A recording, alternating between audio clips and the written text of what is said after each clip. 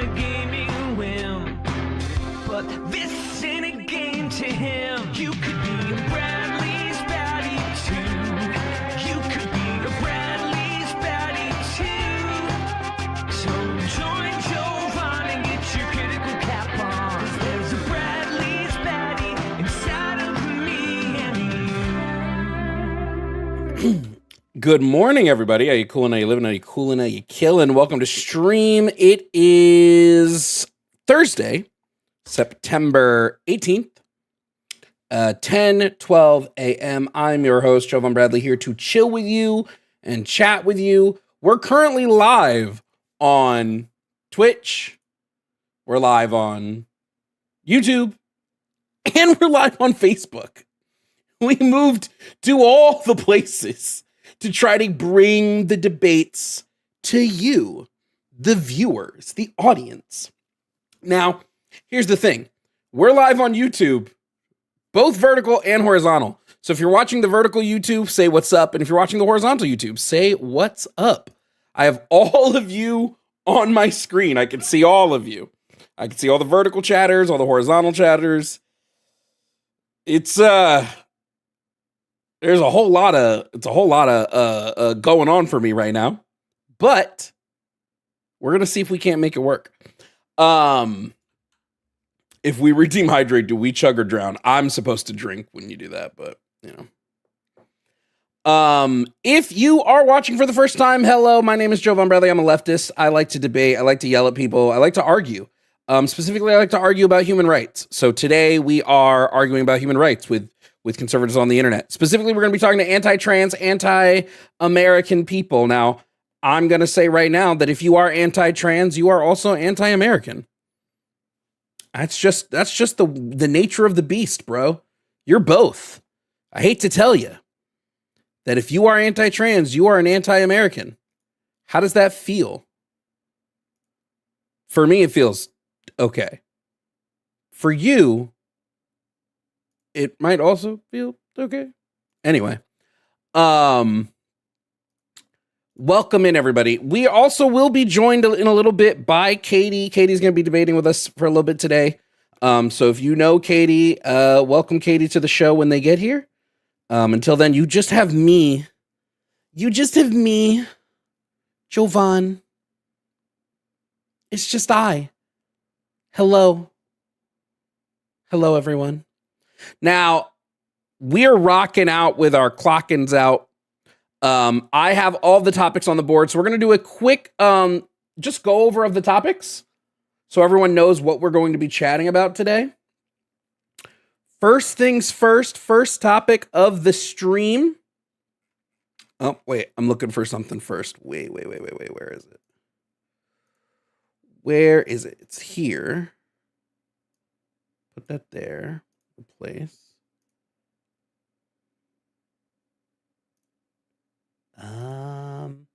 This one, I want this one. Okay, cool. Now I know who's watching me on both I know how many people are watching me on both horizontal and vertical. I like to know things, okay? So here are our topics today. First topic on the board, trans men and women are men and women. That's topic number 1. Call in if you disagree with that. Next topic number 2, gender affirming care for minors. Call in if you disagree with that. That is also something you can call in if you disagree with. Topic number 3 is the Christian God is evil and not real. If we have any theists in the chat who are like, oh my gosh, I actually believe in the Christian God. If you're a theist, feel free to call in to debate on that as well. Topic number 4, MAGA and Trump are terrible for a lot of reasons that we'll get into. If you disagree with that topic, call in. Say, hey, I disagree with that. I'll say, cool. Let me tell you why you're wrong. Topic number 5, pro-choice. I am staunchly pro-choice. I fully believe in a person's right to abortion. So if you disagree with that, call in as well. And then topic number 6, the right's hypocrisy on Kirk's assassination is an embarrassment. If you are right-leaning and you don't recognize that your party is full of massive hypocrites right now, I don't know what to tell you.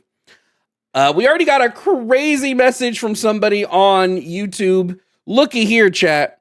This person said, you should go to jail, child groomer. Actually, friend, I hate to tell you, but the real groomers exist on the right. They consistently pass bills to allow people to harm children. I don't know if you know this, but if you disagree with that, you can call in. The number is 219-238-6566. That number again is 219-238-6566. If you disagree, call that number. Hit that line. You know? Tell me you disagree. Tell me why you disagree. And then call in. You know? Okay. How's everybody doing? How are we all doing today? Tell me, chat, how you're feeling. Okay? You tell me how you're feeling, chat. I'm watching and listening. I want to know how you're doing if you're watching on YouTube. I want to know how you're doing if you happen to be tuning in on Facebook, although I don't think there's a single person watching on Facebook right now. But you tell me how you're doing. Tell me. Speaking of Fosbeek, I'm going to share this really quickly. Try to get some people to watch the Facebook stream. Okay. We have some stuff to talk about, guys. There's some shit that happened. First things first, I want you guys to watch this, okay? I want you guys to watch this before we even start taking calls. I want you guys to see something. So I saw this video on TikTok, and I don't think I've seen a person describe the way Charlie Kirk debated as well as this person. You're taking him out of... So as you guys know, I didn't like Charlie Kirk. Couldn't stand Charlie Kirk. I think Charlie Kirk is one of the worst quote unquote debaters to ever, like, unfortunately grace our stream. Okay. To ever unfortunately grace our screen. So this person, their TikTok username is Jeremy Andrew Davis, posted this video sort of explaining how Kirk did what he did. And this, to me, massive W. I think this describes Kirk and the ilk better than I've seen it described, like, ever. So we're going to watch this really quickly just so you guys can see this really quick. Context. You're taking him out of context. I've had a hyperfixation on combating manipulative communication since middle school. I studied Nazi propaganda in college and have continued my education since. He's not a Nazi. Do you want to know how these people manipulate you? Fine. I'm about to show you a pattern Kirk often used, layering several manipulation tactics. Other of his ilk use the same. First, he starts with an inflammatory statement. If I see a black pilot, I'm going to be like, boy, I hope he's qualified. So, he was a great debater. In context... It's a dog whistle to his most extreme followers. Come on! It's also what's called an anchor for him to refer to later. We'll get to that, so hold on till the end for multiple revelations. Okay, yeah, but in context... next he says... Not an immediate... No, you wouldn't that's have done not that who before. I am. That's not what I believe. See? That tactic is called inoculating, giving him plausible deniability. You're grasping at straws. Watch for this pattern. A dog whistle awful statement followed by a softening of the awful statement with a new statement. This is a type of moral laundering. Try to keep up with all these terms. And all this is bad. This gives his followers the ability to weaponize the first part while providing them an escape route with the second. Now, you wanted to see the full quote in full context, right? full? Yeah. Pay real close attention here to what he says in these next few. I want to be as blunt as possible because now I'm connecting two dots. So this is authority framing, where he signals he is an expert about to reveal a hidden truth. So get to his hidden truth. Wait a second, the CEO just said that he's forcing that a white qualified guy is not going to get the job. A straw man and a false claim mischaracterizing diversity hiring as forcing out qualified white men, which is a zero-sum narrative. You keeping up? It's also scapegoating, which shifts blame of his own prejudice to an external villain, i.e. DEI and black pilots. And it is white victim inversion, casting the dominant group as the harmed party. That's a lot. It is, but he ain't done. So I see this guy, he might be a nice person. I say, boy, I hope he's not a Harvard-style affirmative action student. He landed half of his flight simulator, trials. He's implying that the black guy still could have gotten his commercial pilot certification even if he crashed half his simulations. You're starting to get it. It's a loaded example with the purpose of poisoning the well and a tactic of specificity illusion. He names a prestigious school, Harvard. and he uses a made-up situation that he frames almost like it's a statistic to make it seem like this was actually a thing that happened sometime. But it didn't? But it didn't. Now remember that first statement? If I see a black pilot, I'm going to be like, boy, I hope he's qualified. See how it is an anchor? He keeps referring back to it, building layers of a case to rationalize that awful thing he said. But he takes it in a new direction, blaming DEI for it. Has he said one verifiable statement yet? I mean, DEI does mean less qualified. And you believe that because guys like Kirk. Now, he keeps going on this rant, but we're running out of time. The truth is, not a single pilot or aviation professional has ever gotten their certification if they haven't passed the same standards everyone else has. His crashed half their simulations argument is hogwash because you need a minimum of 40 hours actual flight time, not a simulator, just to get a private pilot's license before you can even start the certification process for your commercial license. And most instructors don't sign off on you until you've done 60 to 80 hours. Then there's the 250 minimum in an actual aircraft to get commercial, and then 1,500 minimum actual flight hours to be an airline pilot on top of your flight simulation hours.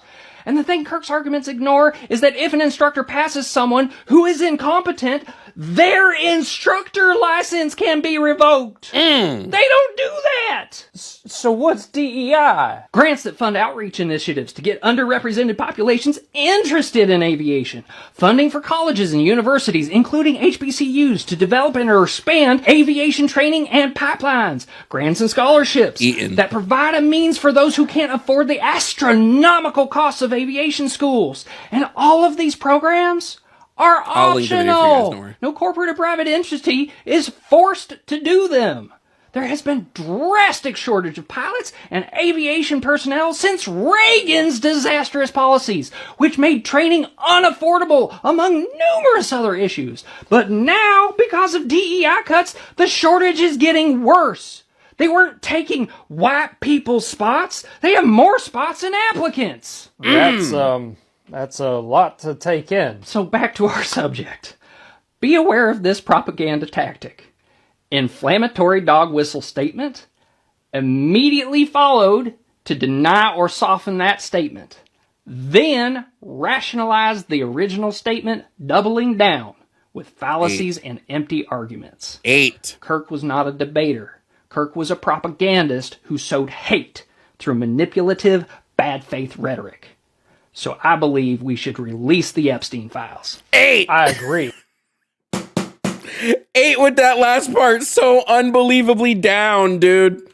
That last part eats so unbelievably down. There is so much truth in what was said here. I mean, there's so much truth to begin with in how bad faith Charlie Kirk was. I mean, again, you can just look at the final conversation the man had before he died. Somebody said to him, do you know how many shootings in the US, how many mass shootings were done by trans people? Then his response were, do you know how many mass shootings in general there are? To which Kirk responds, including or not including gang violence. Like that would change the conversation that's being had. The conversation, whether you include or don't include gang violence in that list, the point the person is arguing with you against is that mass shootings typically aren't done by trans people. That's the point. That is the point. So to frame, now he wants to move because he knows he can't defend this, right? He knows for a fact, he knew he could not defend the point that mass shootings are not done by trans people. So now he has to change the framing of the conversation before it gets too far. So the framing that he changed it to was, well, why don't we talk about how bad gang violence is? Because Charlie, that's not the conversation that you're having. So this, by the way, for everybody asking again, this was Jeremy Andrew Davis. I found him on TikTok.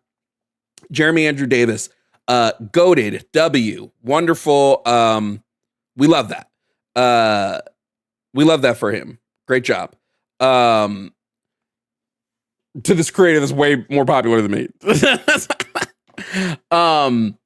So that's point one on the board. If you're going to come up here and you're going to say Charlie Kirk was this bastion for debate, you didn't listen to things Charlie Kirk said. And I'll say it all the time. When I've debated DEI and I've had these conversations with people, I'm like, show me the policies, show me anything that proves that less qualified applicants were hired. Show me this show me it anywhere. And nobody in my, God, how long have I been doing this? 5 years of debating online. 0 people have been able to show me the DEI. 0.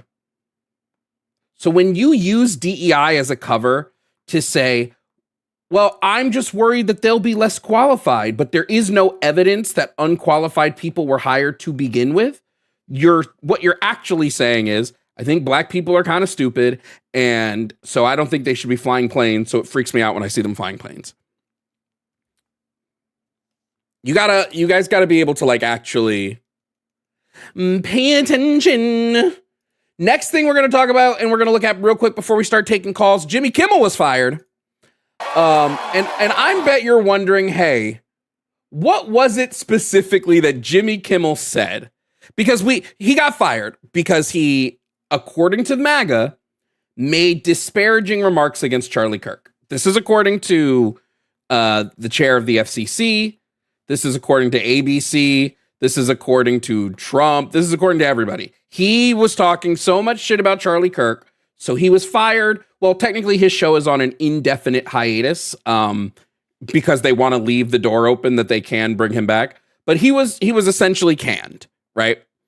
So what was it that Jimmy Kimmel said, chat? Do you think Jimmy Kimmel went online and said, oh my God, Charlie Kirk was this giant fascist who deserved what he got? Do you think Jimmy Kimmel went online and said, oh my God, look at how silly Charlie's wife is talking to Charlie and taking videos with a dead body and posting them on Instagram? Do you think Jimmy Kimmel said anything like that, chat? Take a quick guess.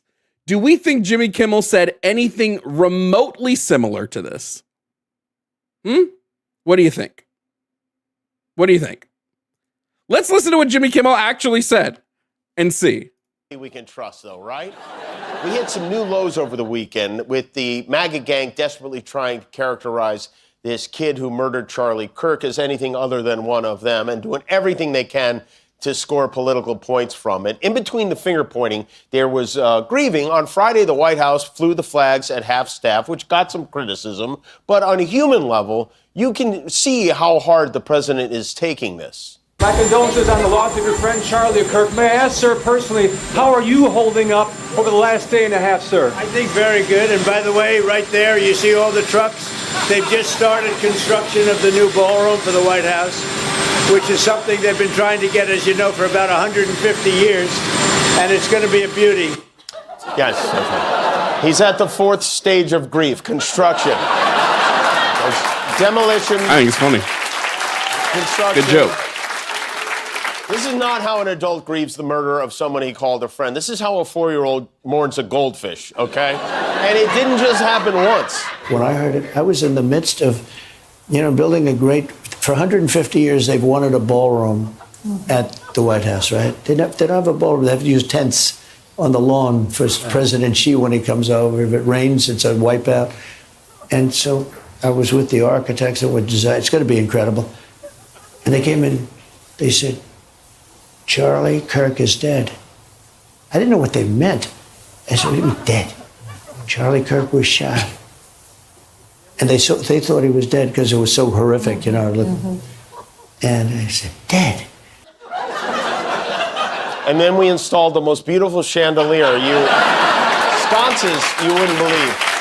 There's something wrong with them. There really is. I mean, who thinks like that? And why are we building a $200 million ballroom in the And there we White House? go. Is it possible And that's that it. he's doing it intentionally so we could be bad about that instead of the Epstein list? And there we go. And that was it. So that is the clip that got Jimmy Kimmel sacked. Now, I believe in free speech. What about you, chat? Do you believe in free speech? Do you think that using that as your free speech is enough that you should be fired? Now, he didn't say anything negative about Charlie Kirk. His entire critique was about the president, specifically. Now, we can talk all day about whether or not the shooter was right, whether or not the shooter was left. I personally looked at the FBI texts that were released and were like, this does not in any way. The person typing these texts is not the same person saying, if you're reading this, you're gay. There's no way. Obviously, this is all speculation. Because, we don't have any hard proof. But did you guys read the text messages the FBI sent out? They read like someone is writing a letter to their long lost love while they're off at war. So again, the right is very hypocritical in almost everything they do. They claim that they want free speech. Remember Elon Musk coming out and being like, make comedy legal again. We need to allow people to be funny. And now the right loses their mind when people are making jokes. It's like the people who paraded dark humor, like, oh, guys, it's okay if I make a racist joke. It's just dark humor. Dave Chappelle making fun of trans people, just dark humor, everybody. That's just dark humor. But hey, you'd make a joke about a dead guy, and all of a sudden the dark humor is too dark. All of a sudden, too dark. The right totally isn't the side that was making videos about them doing the George Floyd challenge. Yeah, that wasn't too dark. The Trayvon Martin challenge wasn't too dark, right? But making a joke about Trump's reaction to Kirk's death, that's just, we draw the line. That's where we draw the line. It's a moral hypocrisy. The right are hypocrites, guys. I don't know what to tell you. They're full hypocrites. When you have a belief and that entire belief can be changed simply because you don't like somebody or someone did something so your entire belief system changes, that means you didn't actually hold those beliefs. Those beliefs didn't actually exist for you. For example, I believe all people deserve food, water, and shelter. There is not a single thing another human being can do to make me not believe that all humans deserve food, water, and shelter. Nothing you can do about that. I'm going to hold those beliefs. If the right came out, if Donald Trump came out tomorrow, like, I'm very anti-Donald Trump. I don't like the things he's done. But if Trump comes out tomorrow and is like, we're going to make food, water, and shelter. We're going to make it completely free, completely legal. You can have all the food, water, and shelter you want. I'm not going to now, because I hate Trump, go, no, we should be paying for that stuff. No, I'm going to be like, great, good job, Donald. You did one good thing. Congratulations. Congrats. Like, again, I think it's just funny. It's just funny that all of this, and then on the same vein, we talked about this yesterday, but Jimmy Kimmel fired for this. Was the Fox News host fired for saying homeless people should be killed? No. We don't want to fire our people for saying that homeless people should be forcefully euthanized. We don't want to fire them. We only want to fire you guys because they want a state-controlled media. They want Donald Trump to be the head of state-controlled media.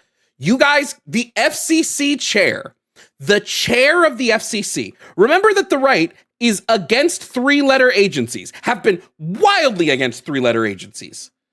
Widely. Do not like three-letter agencies, but the chair of the FCC said to ABC, if you do not punish Kimmel for these remarks, we are going to strike it. We are going to hit you. You're going to face some sort of governmental repercussions. So, first of all, Jimmy Kimmel, if I were him, I'd lawyer the fuck up, because this is a clear, open fucking shut case of a First Amendment violation, right? But there's a lot at play here. ABC, two of their largest affiliates, are right-leaning conservative organizations.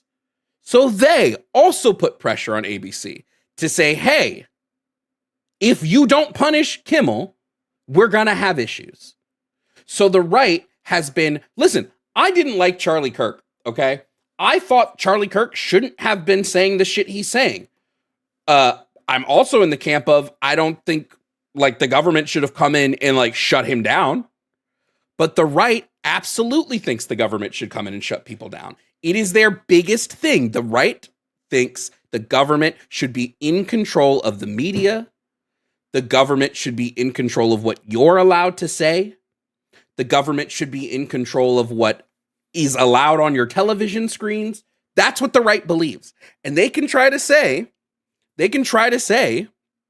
hey, this isn't what we believe. But again, when the head of a government organization, the FCC, tells ABC that they will face repercussions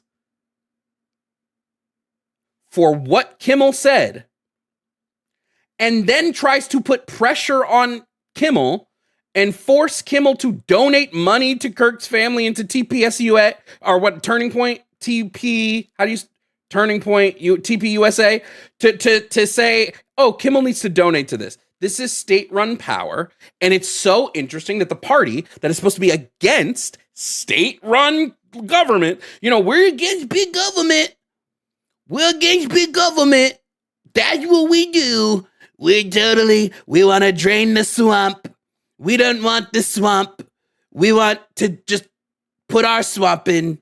We don't want your anaconda. Your anaconda don't. My anaconda do. That's what's happening. So I'm sorry to say that anyone who disagrees, the phone lines are going to open up in just a second. Anyone who disagrees, you can get ready to call in. First come, first serve on the call-in lines. If you guys want, I do want to start using call-in studio for my daily streams. I think it will be better if people can call in and just be waiting on the line for me. If that's the case, I need you guys to do me a favor. If you like this show, if you want to promote this show, if you want to see me do this, the best thing you can do, if you're watching on either Facebook, YouTube, or Twitch, and you want to support the stream, Cash App and Venmo are on the screen. All the tips go towards me being able to do this show. And I think it would be cool if we could open call-in studio here on here, because then everybody can call into debate. You don't got to wait in between calls. You'll just hear a screener and do all that. If you want to support the show on YouTube, super chatting is the way to go. Send a super chat. Let me know what you're thinking. I will read the super chats, whether they're for me or against me. I'll read any super chat over $5. Send it on the screen. We're going to open up the call lines. Before we do, I want to get a big chat. Howdy, hello. Everybody say, hey, what's up? Bring it in to the stream. Everybody welcome Katie. Hi, Katie. Hi. Your anaconda don't, my anaconda do was a good line. Thank you. I think it was a great. I agree. I think it was a great joke. That was good. I'm gonna make sure that I clip that. What I also need, Twitch, if you're watching on Twitch and I say something funny, clip it for me. Just hit that clip so then I can go back into my Twitch and I can just grab those clips and post them as clips. We need to be hitting them clips a little more. So we're gonna open up the call-in lines. Katie, first of all, hello and how are you? I'm all right. Okay, My cat keeps peeing on the floor. I think he has anxiety about the move. Ooh, ew. Yeah, it's real sad and real annoying for me. That's kind of crazy. Also, you're coming in not where I want you to be coming in. I want you to be coming in over here. If I put that there, say something, Katie. Hello. You're coming in here. What do you mean where I'm coming in? Audio stuff on my end. Oof. I mean, it should be okay. We'll see how it is when we get a caller, and hopefully it's still okay. We're gonna open up the call-in line now. So if you disagree, call in. The first call will. Okay. Well, that was fast. This first call will probably be a test, just a test call, and we'll see what how it's working. Hello, are you here to debate? Not really. I just wanted to kind of pick your brain about something. Okay, we're gonna use you as a test monkey first. Monkey was crazy. I don't know why I said monkey, but whatever. First and foremost, Katie, do you hear the guest? Katie's frozen. What just happened? Oh. We lost Katie, everybody. We lost. I'm telling Katie to refresh. Oh, my entire audio system shut down. Cool. That's fucking sick. Okay, Katie, can you hear us now? I can hear you now. Okay, guest, can you hear Katie? I can. Katie, can you hear the guest? Nope. Okay, that means I have to do one more little change. One more little change. That's this. Reset this. Change that. Yes. To this should be this. And this should be this. Okay, guest, say something now. Say something now. Katie, do you hear the guest now? Katie, did you say yes? Yeah. Okay, cool. Let me just make sure the guest is only coming in. Yep. Okay. Now you got a bit of background noise, guest. Chat, does everything sound good on your end, chat? Does everything sound good to chat? Katie's pronouns are any you want to use. Any and all. Katie does not care.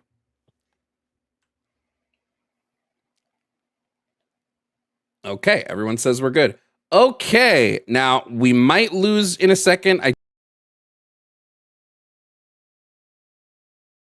might lose people in a second. There we go. Okay, caller, what is your name, age, and pronouns, please? Josh, 30, he, him.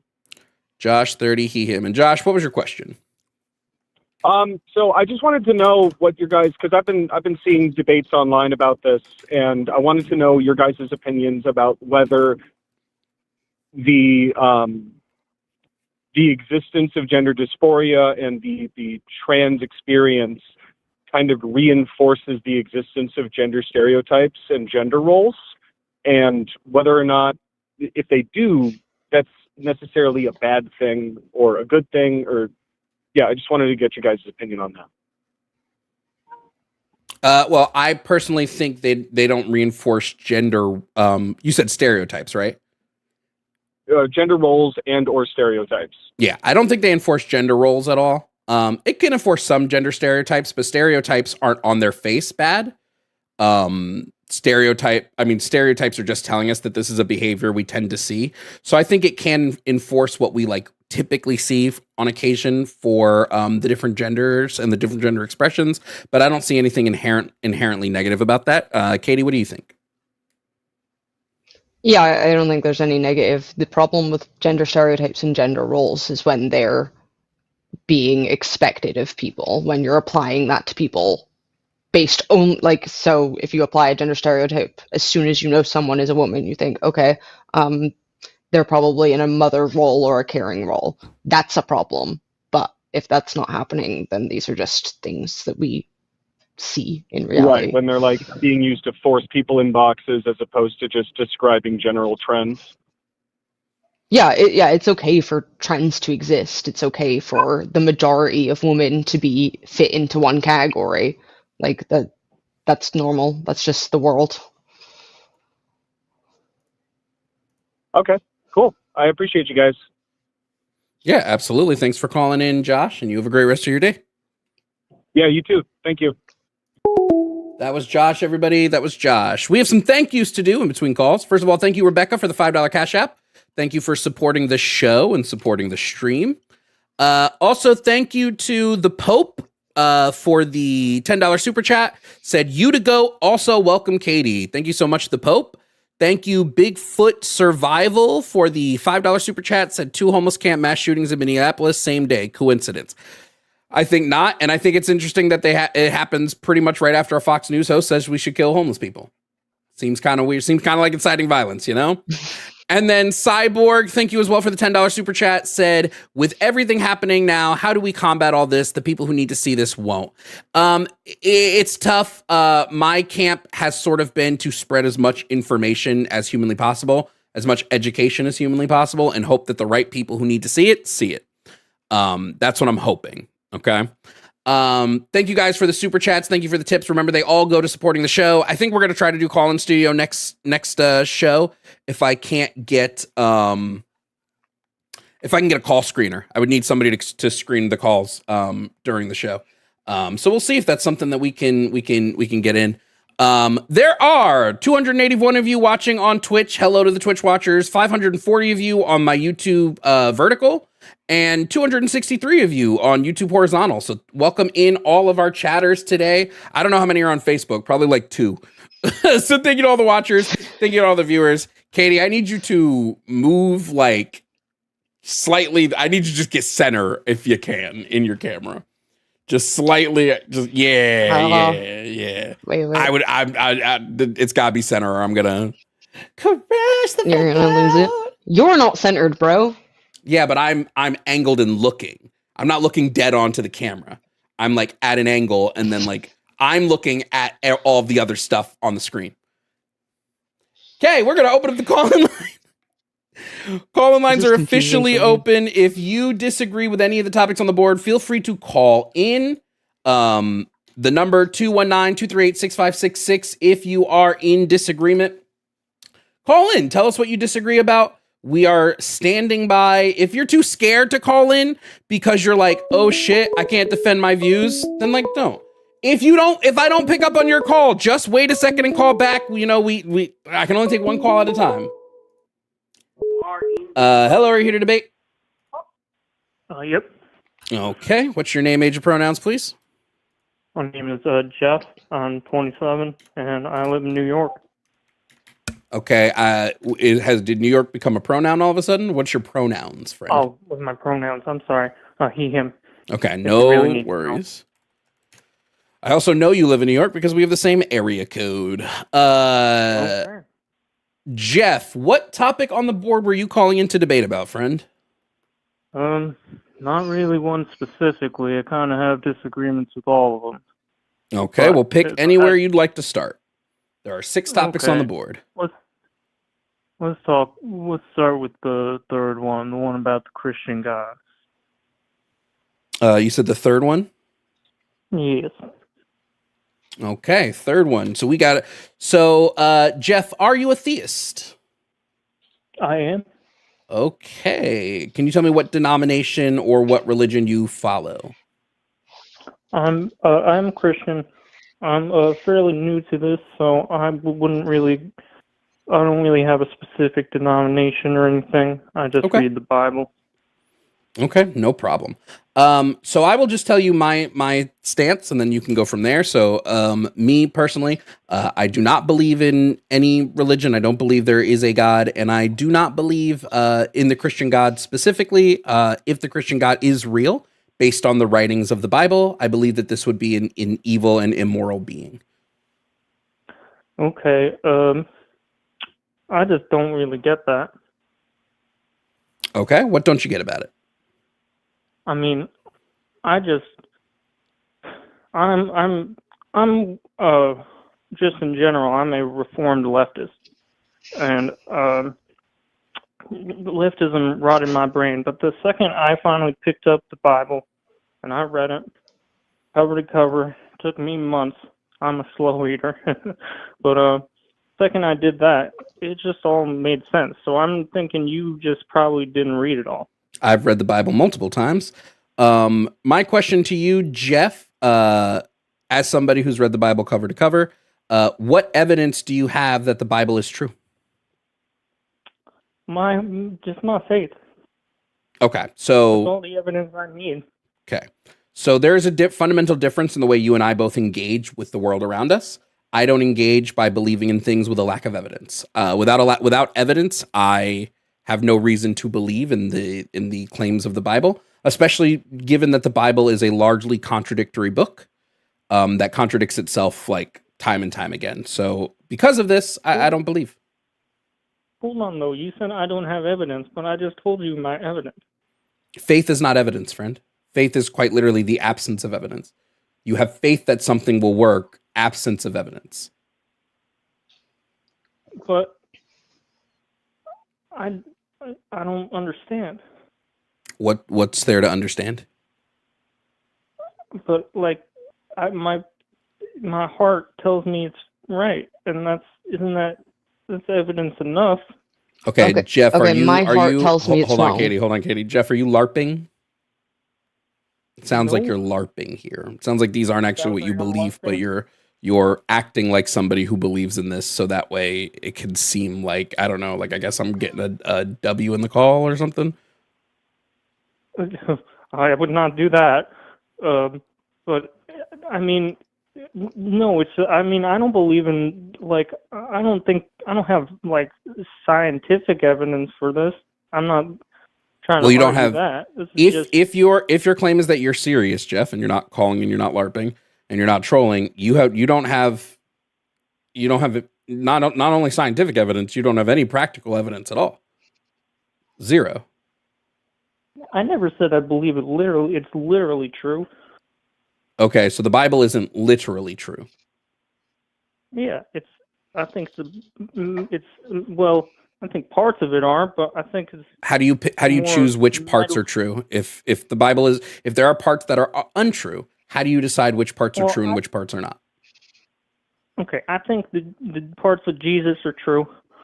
I think the rest of the stuff is more just metaphors to explain life. Why is the Jesus part true but the rest isn't? Because he is risen. Based on what? Well, I mean, we know he existed, right? It is possible that a real man named Jesus did exist at that time, yes. And he was crucified. Yes, it is more than likely that a real man named Jesus Christ was crucified by the Roman Church at that time, yes. So if there is actual, you're admitting that there is likely historical evidence corroborating this man's existence, Mm-hmm. then if the books, the Gospels that were written somewhat around the same time, I know there's some discrepancy in time.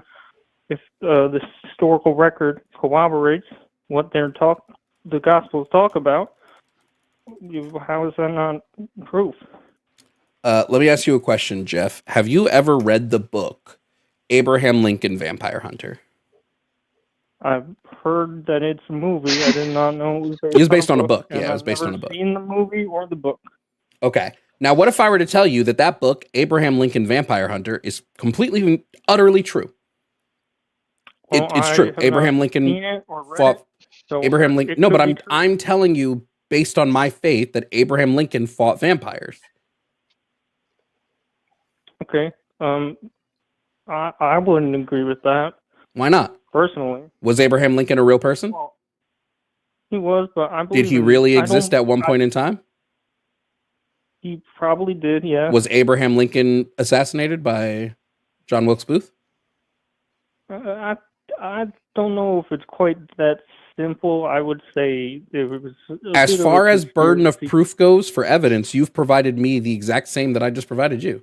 Here's a book that has a real person that really existed, and I believe all the magic and supernatural things the book is telling me, because anchored in there is a real person that really existed. Yeah, but I'm not. But vampires aren't real. Can people walk on water, Jeff? But Jesus was not people. Neither are vampires, so why can't they be real? Well, are talking snakes real? That part, I think that's a metaphor. Do people come back from the dead typically? Like, if you've been dead for 3 days, do you just like wake up? I actually died think on the vampires the ER are a once and they metaphor brought me also. back. I didn't hear that one. I was just saying I the talked- vampires are also a metaphor. They're also. Oh, are they a metaphor? Well, I mean. Okay. Well, they're a fictional being. Vampires are. But this gentleman As here was claiming that they are real. as would a talking snake be? That would be a fictional thing, right? But you were just saying, yeah. well, I think it's a metaphor, so I also think that the vampires are a metaphor. Okay, well, fine, that's true. Then Abraham Lincoln, okay, minus the vampire hunter part, Abraham Lincoln was real. The rest was a metaphor. I'll Okay, take it. so why can't I say that Jesus was real, but all of the magic and miracles of Jesus were metaphors? Jesus being the Son of God was a metaphor. It was not literal.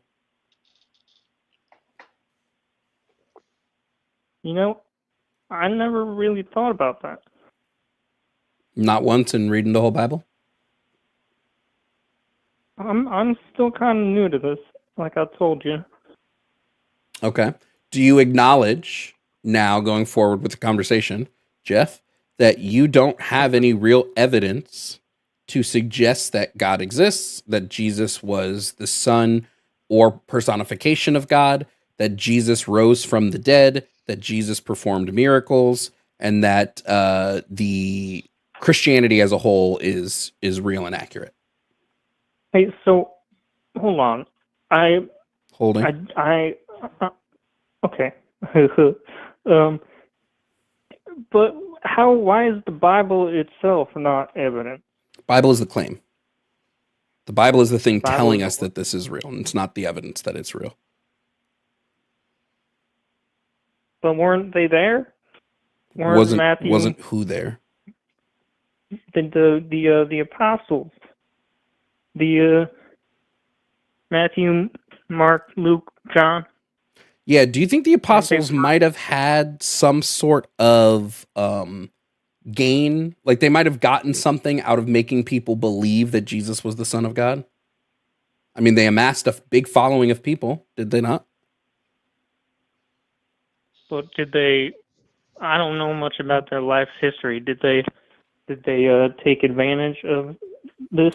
Depends on what you consider as like taking advantage. I would consider, tricking a big group of people into believing that a specific religion is true, and then framing that religion to help morally justify different actions. I'd say, yeah, that can be exactly what you just said. It can be a way to harm or disenfranchise or hurt people.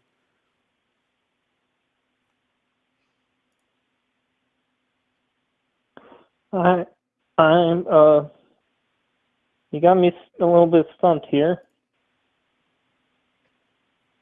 I mean, I'm not going to agree with you entirely, but I got some things to think about. Okay. Well, now you can go think about them.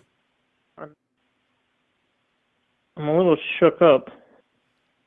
Well, Jeff, go study some more, and maybe you'll come away realizing that theism is mostly a lie, and that there is no evidence for a God or and especially no evidence for any one specific religion.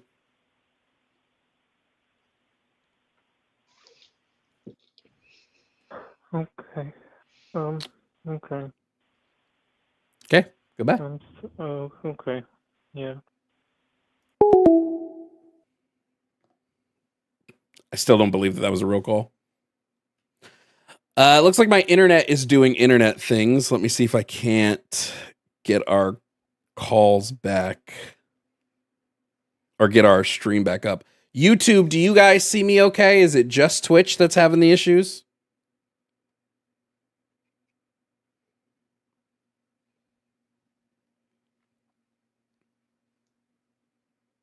I'm assuming it's just Twitch. Twitch looks fine for me.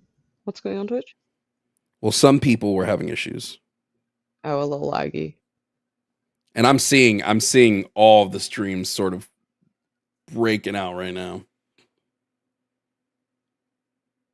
Maybe I should end the Facebook stream, and hopefully that will bring people back over. Let's see what happens if I just cut out the Facebook side of the stream. I need better internet. Maybe I'll call about like upgrading to like business internet.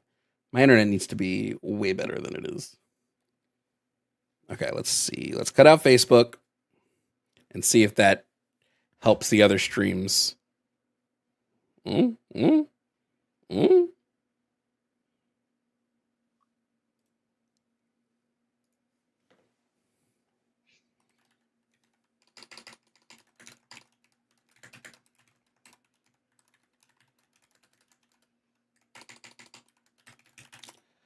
It's going to make me cut either the YouTube vertical or the YouTube horizontal, isn't it?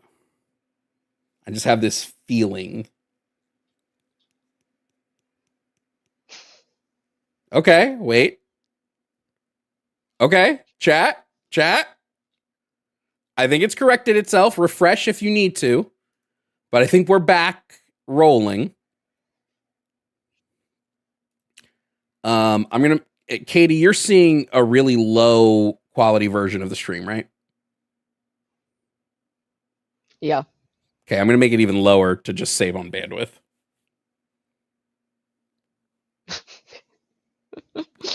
I got to do what I got to do. We should be good. I'm watching on Twitch as well, but we should be good now. Okay, if you disagree, we're going to open the call lines up again in just 1 second. First, we have some thank yous. Thank you, June, for the $5 to from on Venmo. Everybody say W June. Thank you, June, so much. Thank you, Rebecca, also for the $5 on Cash App. Thank you so much, Rebecca. And thank you to Kelly for the 50 on Cash App. Thank you so much, Kelly. Thank you to our tippers who tipped on there. And then we have some more super chats. So thank you to Ron's KFC. Said, my mother is not a fan of violent movies, but she loved Abraham Lincoln Vampire Hunter. Good reference. Thank you so much for the super chat from you, my friend. Thank you for the super chat. And I think that's everything. Yeah, I'm pretty sure that's all of the super chat. What do you guys think of the stream so far? If you want to if you disagree with us, call in 219-238-6566. First come, first serve. Okay, whoever calls in, first come, first serve. So if you disagree, pick up that phone, dial that number, and let's see if we can't get some more debates going. The call-in lines are officially open. Call in if you disagree.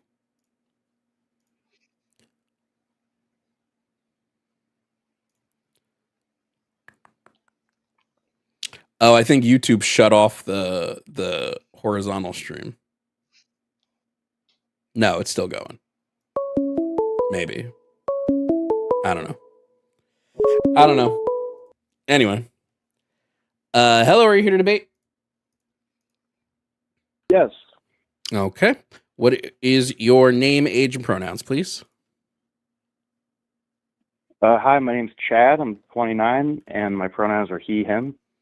Okay, Chad, what topic on the board are you calling to debate about today? Well, I just heard your conversation with Jeff, and I just wanted to make some comments on it. To continue that debate. Okay, are you on Jeff's side? Yes, absolutely. Well, I'm on Jeff's side, obviously, but I also am kind of trying to help Jeff because, you were pretty discouraging towards him.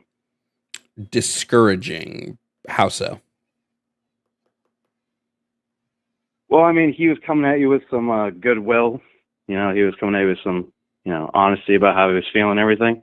And you kind of just you're so eager to make him feel stupid and make him feel like he was dumb for believing in having faith. He called in to have a debate, did he not? Yeah, well, let's continue the debate. Okay, I just wanted to make sure. Am I supposed to wait, really quickly? If someone calls me to debate, am I supposed to hold their hand through it, or am I supposed to just debate them? Yeah, debate them. Oh, okay. Just making sure. I obviously I get where you're coming. I get where you're coming from. You're trying to Cool. win the debate. Yeah, I was just making sure that I'm supposed to debate.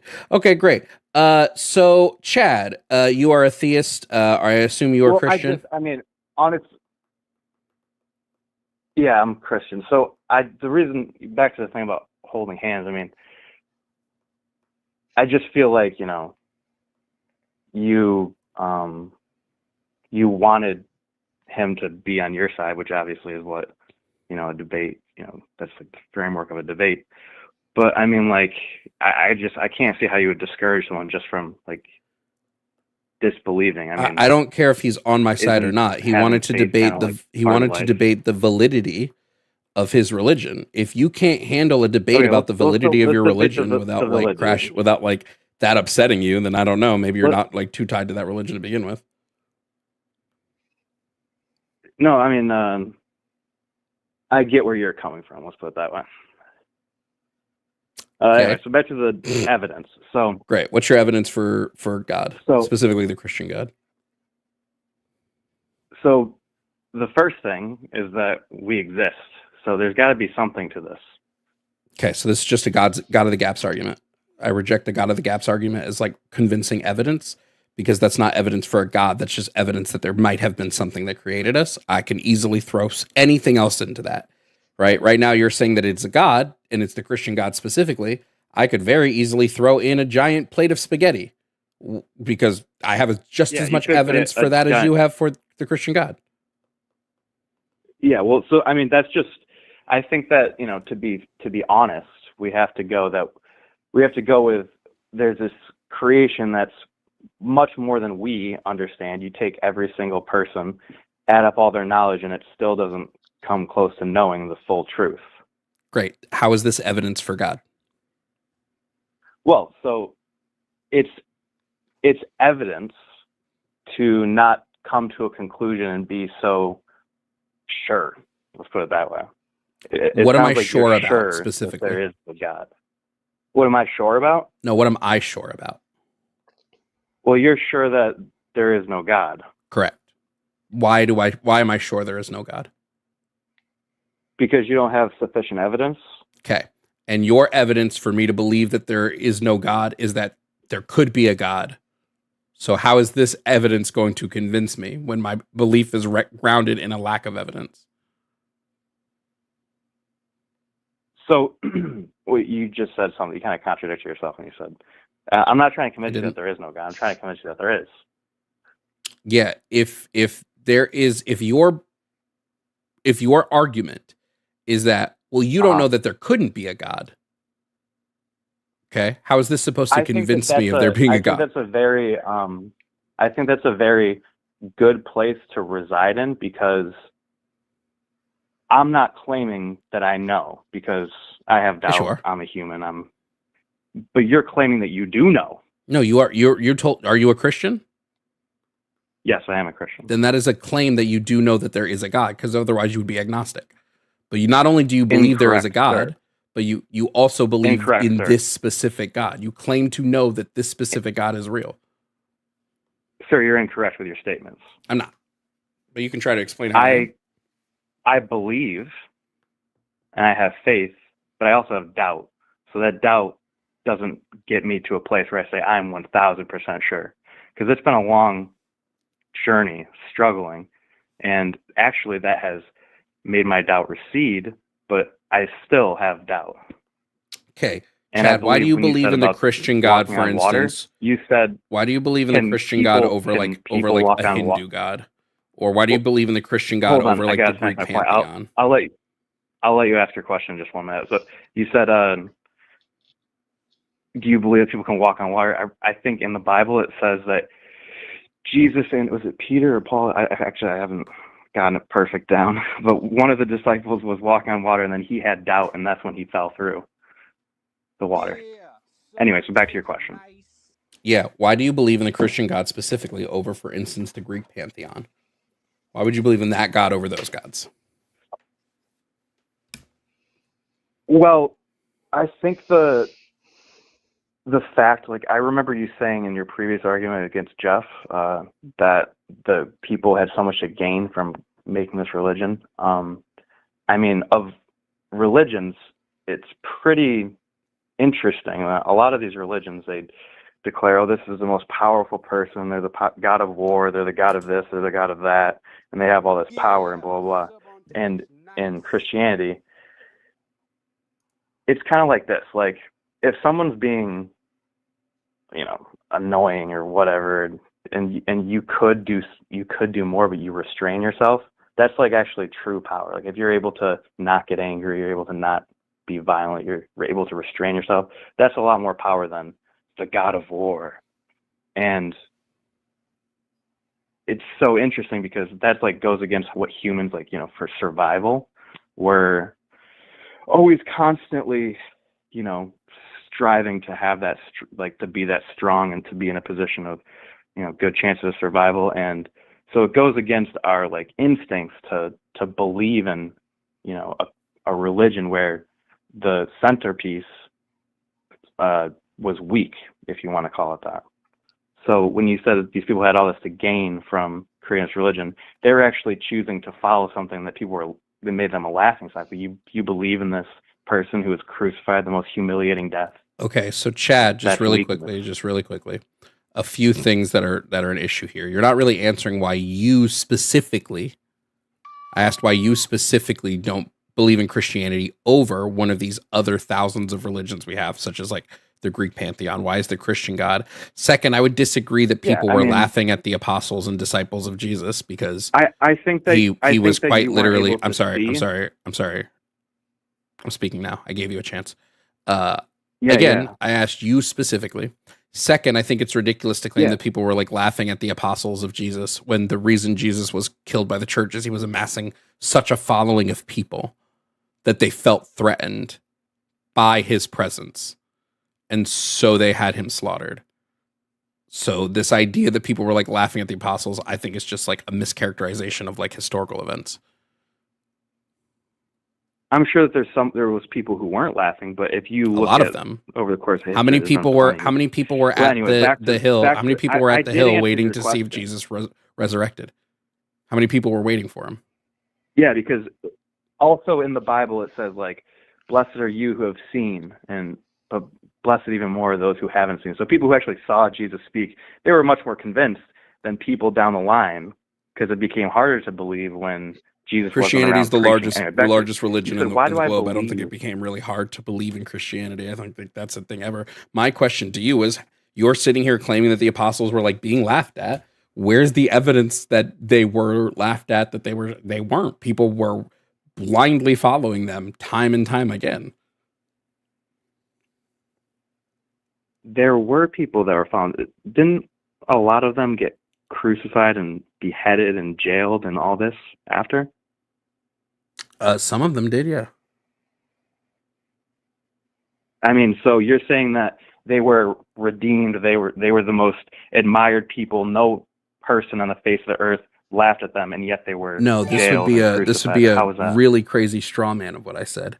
Your initial claim was that the apostles were. I never learned what straw man was. You what? I've never learned what straw man was. I've heard it before. A straw man is when I make a claim and you take a claim to mean something completely different from what I'm saying, and you try to attack that position. So my position has never been they were never laughed at, or they weren't this, or they weren't that. My position. Thank you for bringing that definitely to my attention. Okay. My position is that the apostles widely were not laughed at, were not criticized. Though there might have been some people that did. I'm not making the claim that they were like these perfect people. I'm saying largely their movement only continued to grow after Jesus was crucified. It didn't get weaker. It grew. Yeah, I think that had a lot to do with so something that, after I wanted to also bring up the Charlie Kirk thing because that was on your board. Can you still hear me, by the way? Yeah. Okay. I remember someone saying that, they picked up a Bible, they started believing after they saw the peace and the serenity that came from all these Christians and what they believed in this face of utter tragedy. Cool. They started believing based on a lack of evidence. That's fine. That's fine for them. I don't believe things based on a lack of evidence. Well, you call it a lack of evidence. Now, I don't know if you ever watched Joe Rogan, but one of the things that he talks about is how, he struggles with believing this. I think he is going to church. I think he is coming around. He has a watch class.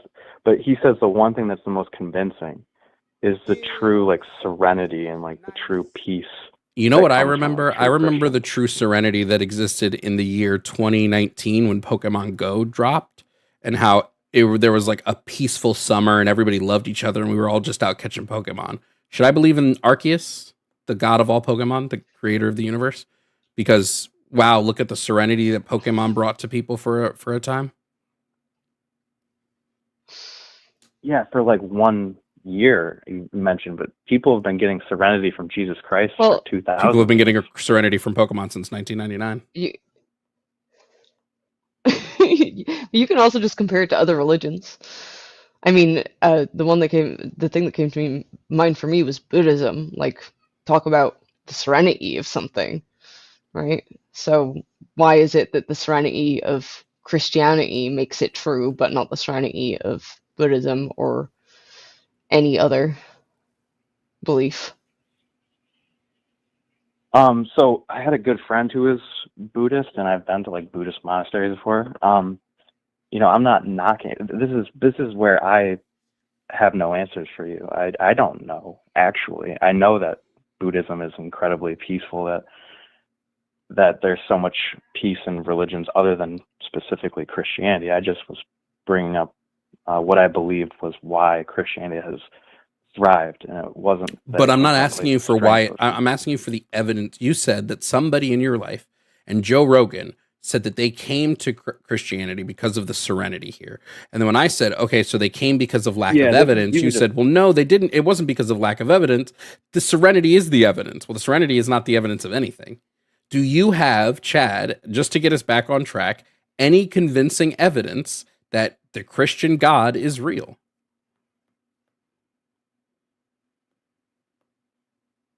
Well, I think that what you're doing is you're discrediting something that is wholly valid.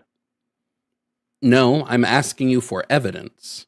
Me and a couple people became peaceful is not evidence that the Christian God is real. It's evidence that people use Christianity to make peace. That's all that would be evidence for.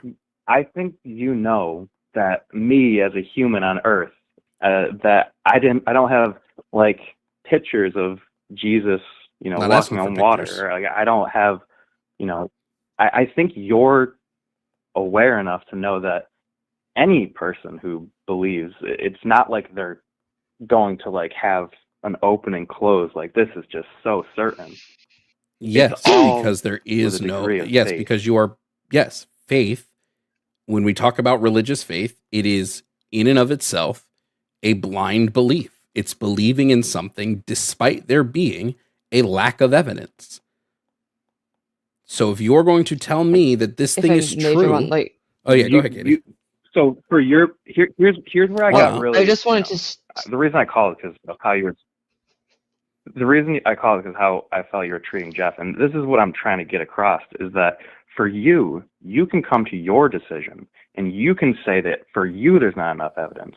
But don't tell Jeff that there's not enough evidence for you to believe, or don't tell me there's not enough evidence for me to believe, when I believe in the midst of my doubt, and it has so much to do with the peace and serenity I've realized since I've accepted Jesus Christ as my Lord and Savior. And that, to me, is enough evidence for me to believe. This just shows that you are a person that can believe in something with a lack of evidence. Great. Good for you. Yeah, I don't do this that. is what is silly. evidence, This is, first of all, you're calling, dude, you're calling into a debate live, right? So when we're making the claim let's debate, that the okay, Christian God is not real, I'm so sorry, sir. I'm in the middle of talking. Thank you. So if you're going to come up on a debate live and we're making the claim that the Christian God is not real, you're going to have to debate that he is real. And if you're going to come up and immediately say, my evidence is my faith, or my evidence is the way I feel, you have to acknowledge that that's not actually evidence. We're not discouraging the fact that you feel personally in your subjective experience that this is enough evidence for you to believe, that's fucking awesome. This is a debate. We don't care about what evidence is enough for you to believe. We care about actual evidence.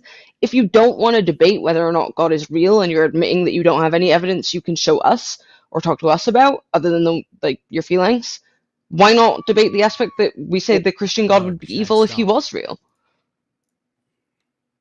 I can talk about that too. I mean, I think that there's plenty of things in the Bible that prove that he is a good God.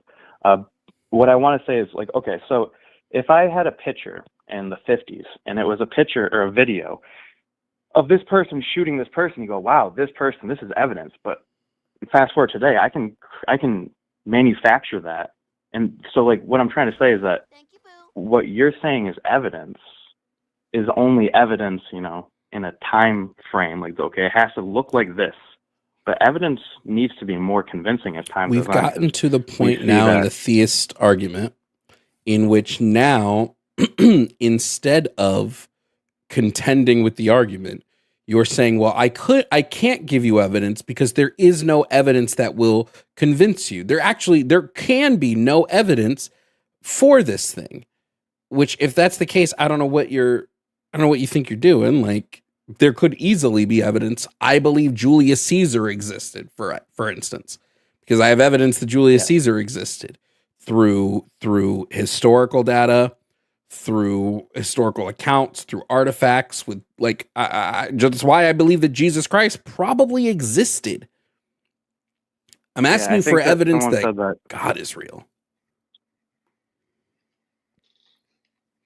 Yeah, I mean, you're definitely going for the sky, and that's the biggest question humans have ever had to grapple with.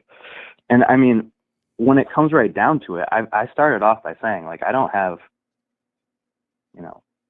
proof that if anyone had proof, then there would be no doubt. Every single person would believe. Yep. If somebody could provide me with evidence, I would believe. Yeah. Yeah, and I mean, I told you what I needed for my own personal sake to have as evidence, but what I'm struggling to put in to put a definition on is this. This man did not listen to a single word I said. Evidence?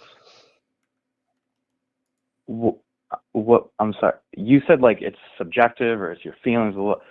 But what is the evidence that you would need? Would you need to see a photograph of Jesus walking on water? I'm not asking for evidence of Jesus. That would be a start. I want evidence of God. It seems kind of weird that we have this being that is all powerful, and yet this being who has shown himself to plenty of people who have not only doubted him, but who've believed in him. But here I am, somebody with massive doubt. He won't show himself to me. Even though him showing himself to me would immediately wipe that doubt away. He's done it before. He did it a bunch.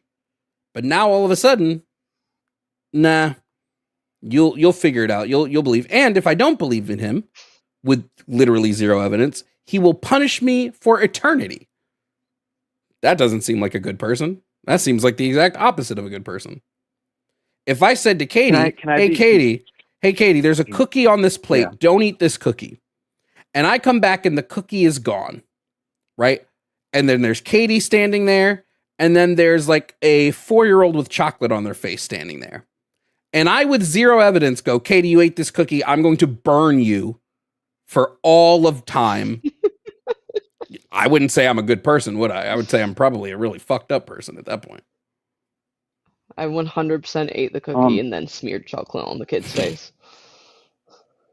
So I really want to say something that, I honestly, if I was being completely honest, I did feel a little bit against you and more for, because I felt that you, and then during the course of this conversation, that's evaporated. And what I want to say is that this could be that we've just grown up in a world that has been so shaped by Christianity, and that very well could be. But I think there's something so transparent about when people talk about their their relationship with God and how, and then like it feels like their soul is on display when they say, I went through this and I was, I felt abandoned by God. It just, to me, that, if not proof of God, is at least proof that humans in the deepest places of their soul have this place for God. Does that make sense? No, it just sounds like you're saying people like to come up with answers for questions that they don't have answers to, and they're willing to use even supernatural things to explain that. There's a huge difference between just coming up with answers versus like devoting, like I said, like it just seems like the clearest expression of someone's soul when they're going over this, when this is on display. Compared to any other question about life, this seems to be the one that. I gotta be honest with you, Chad. I don't base my beliefs off of the way, like my beliefs on the universe and our place in the universe and all these other things and morality and all of this stuff that comes with the belief of religion. I don't base that off of just like the way other people feel when they talk to me. I need to base it on more concrete things. Otherwise, I feel like I'm doing a disservice to myself and those around me. I also want to add that, like, we know why Christianity is as big as it is, and it's not because of some beautiful, like, feeling that people got. It was because of violence and colonization. So the thing is, I think that the superposition, about that little experiment? Yes. We're at a point where the brightest minds on Earth are just like, we got no clue. So, that's where I just, that's what I'm saying. This is what I was saying in the beginning. What you're doing in theist debates, it's called God of the Gaps. It's we don't know why we're here. We don't have an answer to how the universe formed, so we're going to shove a God into that answer when we could be like, there is as much evidence for you saying it's God as me saying we're a hyper realistic computer simulation. Those two things have the exact same amount of evidence.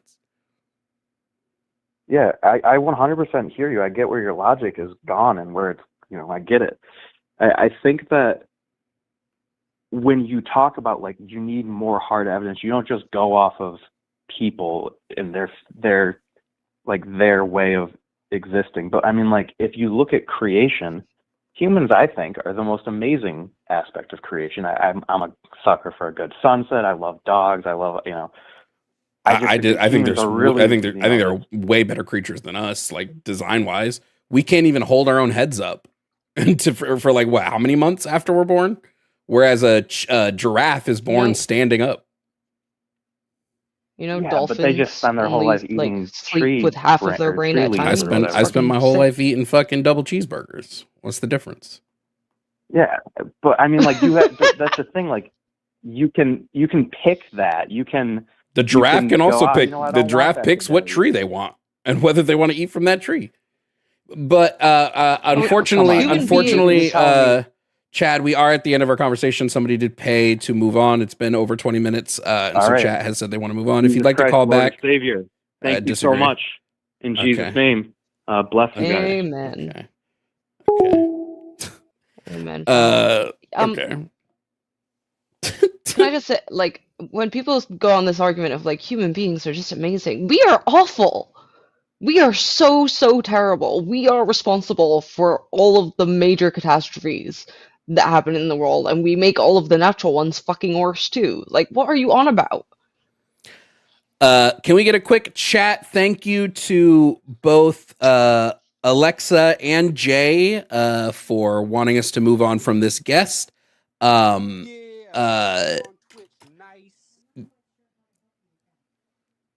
Okay, my actual Amazon clicked on. Remember, all of your tips are greatly appreciated. If you do tip to move on for a guest, thank you so much. This is all going to go towards us starting to use call-in studio here on stream. So that way we can have more people call in as opposed to one call per time. People can call in and wait on the call-in line. If you are somebody who's like, oh, I'd like to screen for Jovan's channel, send me a DM on Instagram if you'd like to screen for me. You'll then get my streaming schedule, and we'll try to do some trainings. I'll see if Jess can't train some people on call screening on call screening, so that way we can get some screeners in and really ricochet the show into the next millennia. If you'd like to debate with me and Katie, we're about to open the call-in lines. I would have liked to have gotten into why God is evil, because Chad made a claim that God is all good, so I would have liked to have gotten into that, but it's okay. I just really wish that the call wasn't 20 minutes of him going, I know I don't have evidence, but what evidence would even really suffice? We don't know. You didn't have any to begin with. So how am I supposed to know that? I love talking about God being evil. It's so real. It's such a fun topic. I love it. God's relationship with humans throughout the Bible is like textbook narcissistic abuse, coercion, everything bad. Oh my God, true. Shout out to 1,000 of you watching over on the YouTube horizontal stream. Guess I got to start streaming to YouTube more horizontally. And shout out to the 366 of you on Twitch and the 216 of you on YouTube vertical. Yo, if y'all are watching right now and you're liking the stream, gift a sub on Twitch or gift a membership on YouTube. Show your support and show that you want people to enjoy the stream more. Hello, are you here to debate? Yes, I am. Okay. What's your name, age, and pronouns, please? Brantley. I am 23 and he, him. Hey, Brantley, which topic on the board are you calling to debate about? The Christian God is evil and not real. Okay.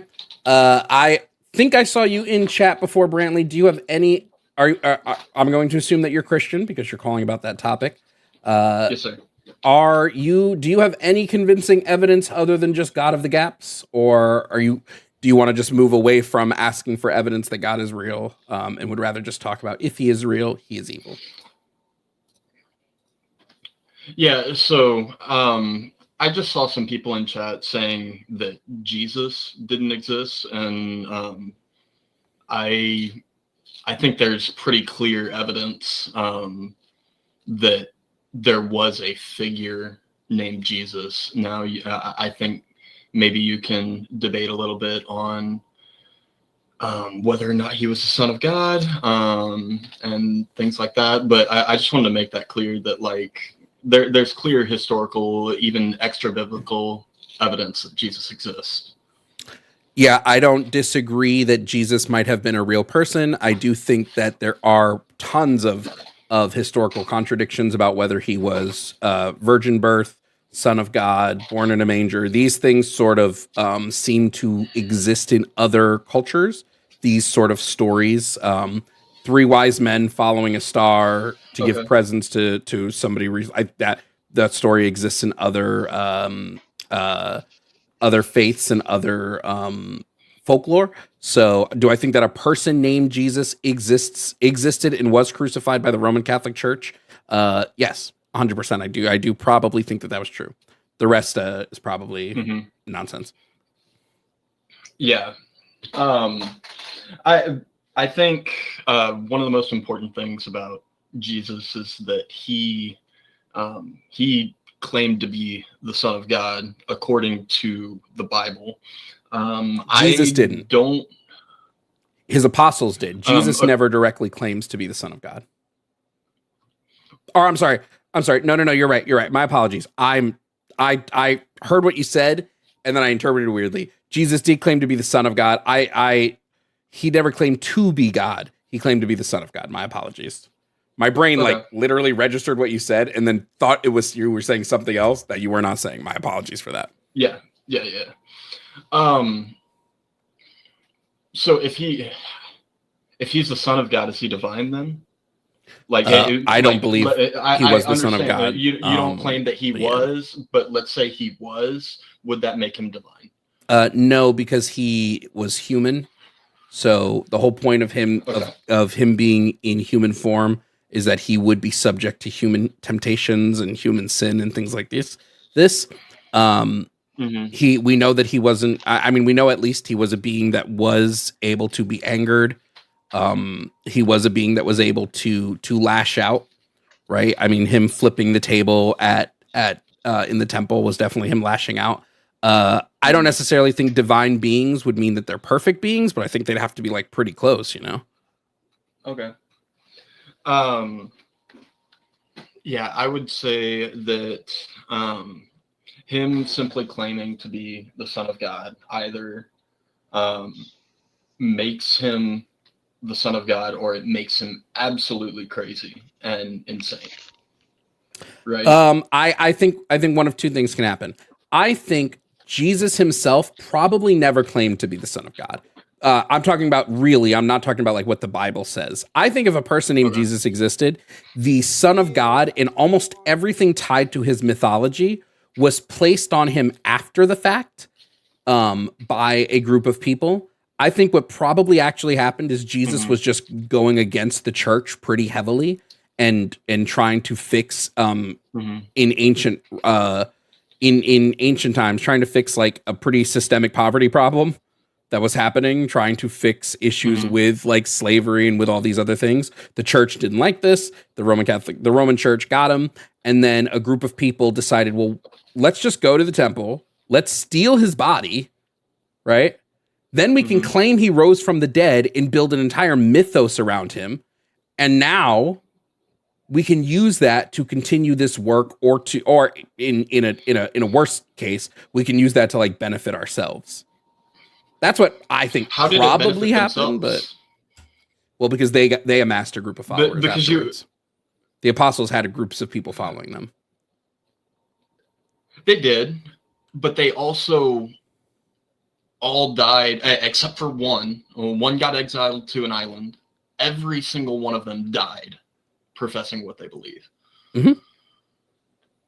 Cult leaders will die professing that they're actually the leaders of their cult, right? So like, just because they died for their beliefs doesn't tell me that their beliefs are true. It just tells me that they had conviction. It could be, like I said, they could have done it for completely altruistic reasons, right? But it doesn't tell me that Jesus rose from the dead or anything like that. Instead, what I believe probably happened is his body was taken by somebody that wanted to perpetuate a myth that he was a divine being, and it worked. What do you have to say for the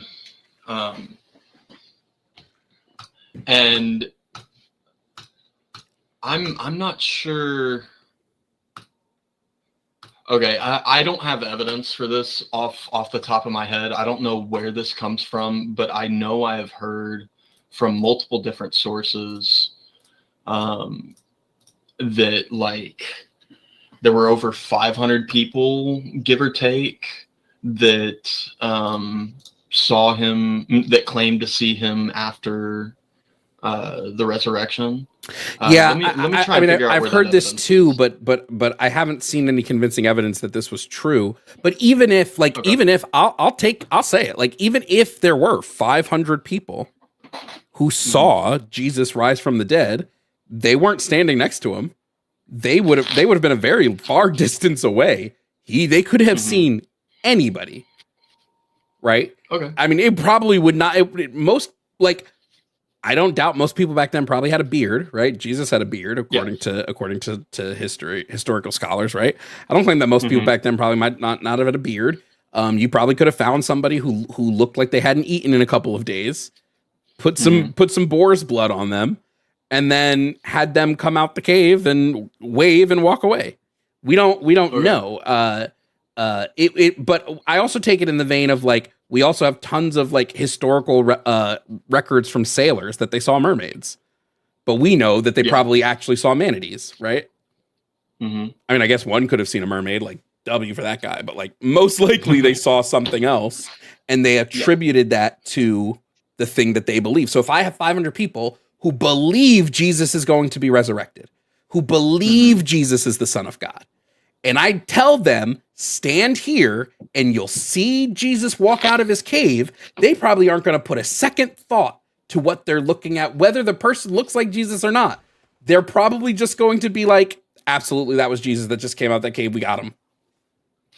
Yeah. Okay. If you, so furthermore, talking about evidence and evidence for Christ and a God of the Bible, do you think that in order for me to give a compelling argument to believe in God and the Bible, do you think I have to show proof of that? There exists probably some logically compelling evidence, just like using the laws of logic. Here is some logically sound argument with zero flaws that proves the existence of an all-powerful God. Possibly. I wouldn't say prove. I don't think you can prove it. We don't even say prove, but could give reasonable suspicion to believe in a God. I would say, however, this definitely wouldn't exist for the Christian God. The Christian God I would need much more proof for, because the Christian God has specific claims made about him, made about Jesus, made about all these other things. I don't think I've heard that convincing logical argument, because typically the one that I usually hear is like the one that Chad and Jeff both use, which is just God of the gaps. That's the one I tend to hear, is people go, well, it had to be God because what else could have done this?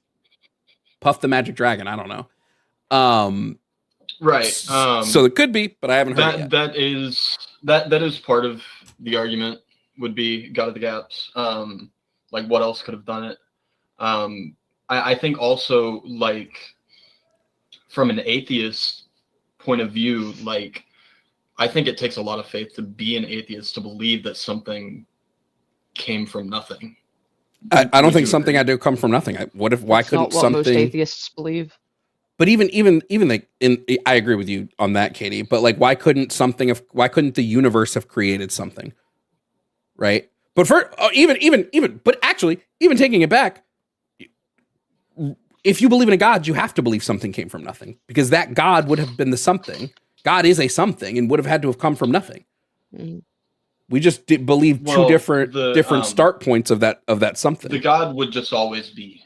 The God is eternal. The God is in a constant state of being, right? So he came from nothing. Yeah, so that is a something that has always existed. He didn't become. He just always was.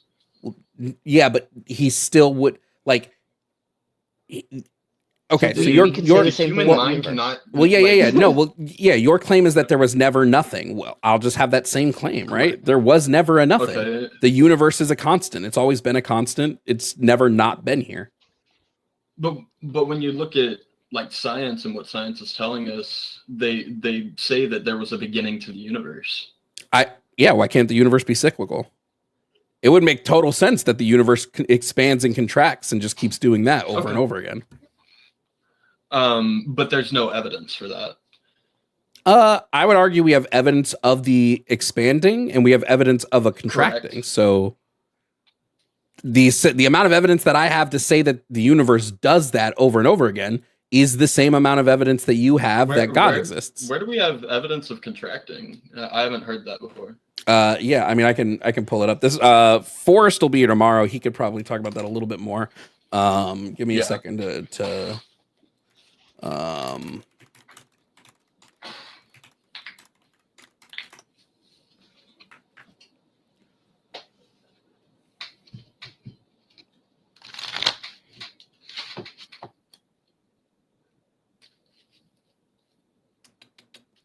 I thought we had evidence of the contraction, but I might be wrong about that. Well, I do want to clarify. I don't know about what Jovan's talking about right now, but the Big Bang isn't the start of the universe. The Big Bang is the expansion of the universe. So that argument doesn't necessitate a beginning. And the thing about the Big Bang is it's all very, very theoretical. Like there is not it is just that, a theory of the creation of the universe. It has Everything in I just want to tell you, everything in science is a theory. Literally everything. Science does not say that it proves things. Science provides evidence for or against things. Yeah, I mean there are laws to the universe and that, but if the existence of the universe is just that, a theory, then I guess those laws exist inside a theory, right? Well, yeah. When we talk about laws of the universe, I put them into two camps. We have like physical laws, so we know that things can't really break the laws of physics, at least not anything observable. To my understanding, can break certain laws of physics. Right. And we know that we have like some like laws of logic, and that's just a way to explain the way certain things tend to work. Like one of the laws of logic is like if something is, then it is. If I'm remembering the three laws, so like we know that if something is something, it is that thing. It can't be not that thing. Right. So yeah, like I believe that our universe operates under specific rules, but I also wonder, like this is part of where the conversation, where we loop back to sort of the second half of the conversation. When it comes to God, I believe, or I think we should believe that God would be able to create a universe that operates under different rules. He doesn't have to create a universe that operated under the rules that ours operates under, right? He should be able to create one that operates differently. I think he has the ability to. I think God does have a nature, like specific attributes that define who he is and not what he can do, but what he will do, right? Sure. Let's talk about that. So you said not what he can do, but what he will do. What do you believe being all good is a part of God's nature? Like goodness. Okay. I do. Okay. So this is something where we're gonna probably get into more of a contention and more of a debate. Okay. Do you believe God, being a good being, can or will? You can answer both separately. So do you believe God can allow for immoral acts? And do you believe God will or would allow for immoral acts? I do not think God can commit an immoral act. I'll start with that because he is perfect. He is all good, right? As for allowing that in the world, let me phrase it a little differently. Yeah. I understand your thought on can. I'm not asking if he can commit one. Can he allow us to commit immoral acts? So can God say, hey, this immoral thing, and all good God can say this thing that is at its core immoral, I grant you permission to do it, and it no longer will be immoral because I'm granting you that permission to do this thing. Well, committing an immoral act is going to be an immoral act. Okay. Do you believe do you, Brantley, believe that there are things in this world that are objectively immoral? Yes. Okay. What would some of those things be? Would you agree?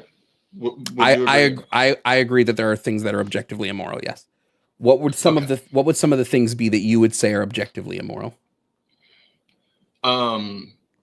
I would say anything that God says is objectively immoral is objectively immoral. That's my belief.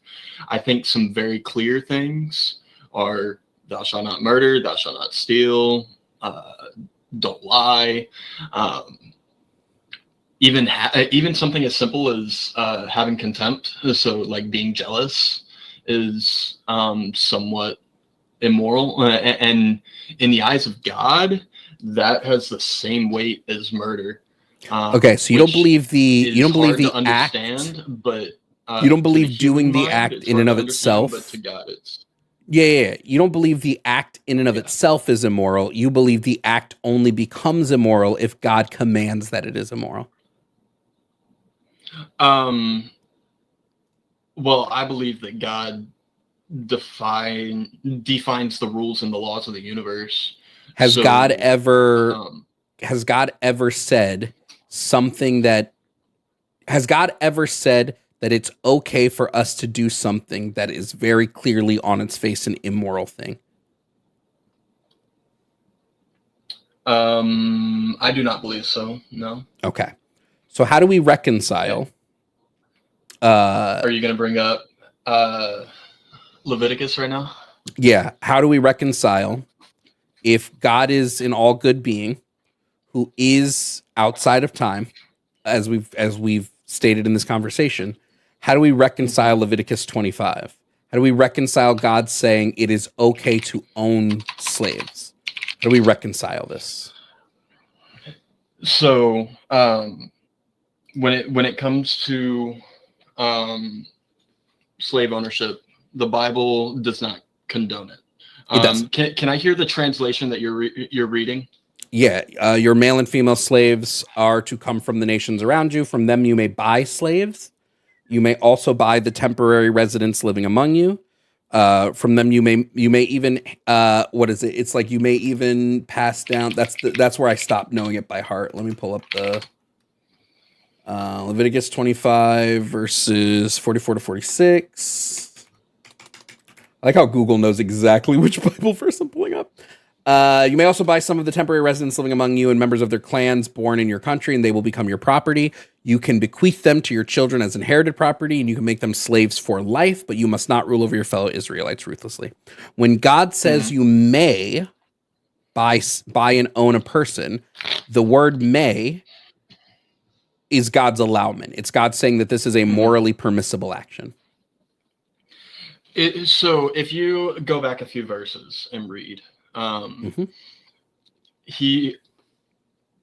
the Bible is talking about how, I mean, first off, I want to say if the Bible does permit slavery, it would be very, very clear that they do not want, that God does not want you to treat your slaves poorly. Do not rule over them ruthlessly. That's also incorrect when we look at later in Leviticus. It specifically says you may beat your slaves with a rod as long as they do not die.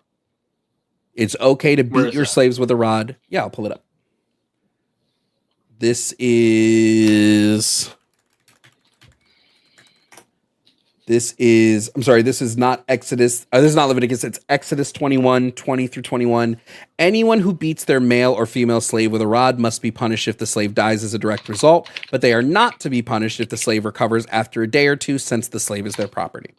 So because you own this slave, it is okay to beat them if they do not die. That's Exodus 21, 20 through 21. Now, yes, God doesn't want you to kill your slaves, but he's totally okay with you beating them. We also have just separate from the Bible. We have We have artifact records of like brands that they used on slaves at the time. So we know they at least branded their slaves, which I would say is what I'm reading. Exodus 20 and 21. Exodus 21, 20 through 21. Yeah. Or yeah, 21, 20 through 21. Anyone who beats their male or female slave with a rod must be punished. If the slave dies as a direct result. Oh, if the slave dies as a direct result, but they are not to be punished. Okay. So I would say not only is God saying slavery is okay, he's also saying it's okay to beat your slave as long as they don't die. This would show me that slavery back then had a level of cruelty to it. It wasn't just you're working for me and that's that. It absolutely did. I think back then, slavery was just a part of life, right? Like that, it was rampant everywhere. Can I push back on that though? Because who are we Go ahead. talking about that could own slaves? It was the Israelites. And what happened right before the Israelites were given the rules of Levitical law? They had just escaped slavery. Correct. They had just freed all of their people from slavery. They had 0 slaves. They had just escaped slavery. And instead of, so it's not like they were around slavery anymore. They had escaped slavery and went somewhere else. They brought, God brought slavery to them. He could have said in Leviticus, because Leviticus is the rules he gave to Moses. He could have said to Moses, tell your people they just escaped slavery. They know what it was like not to have slaves. And Moses could have been like, oh yeah, you're totally right, God, because it's not like we have a systemic pattern of slavery because we had just gotten freed from it. But instead, God said, you'll tell your people they can buy slaves.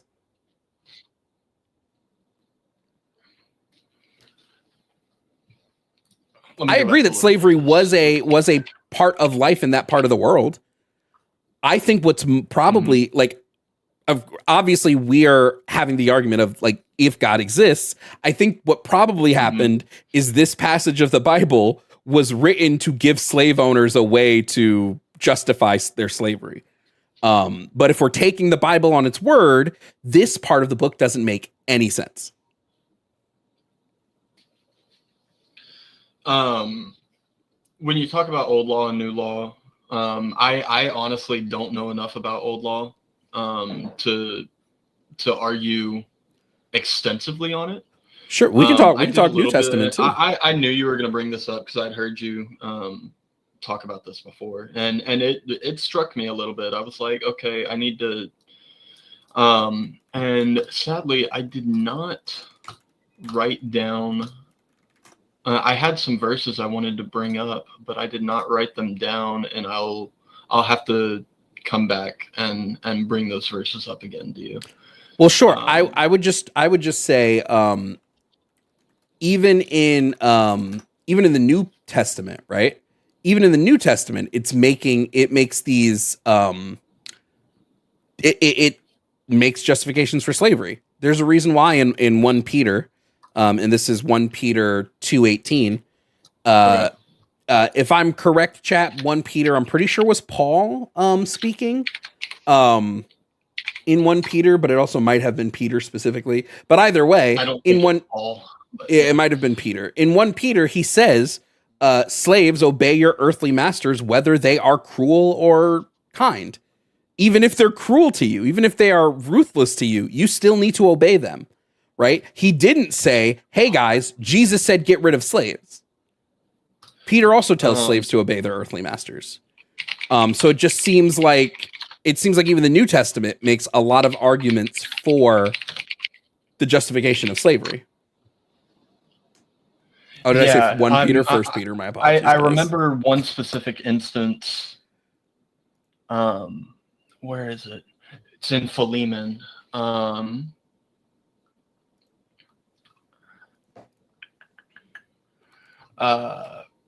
In Philemon, I gotta find.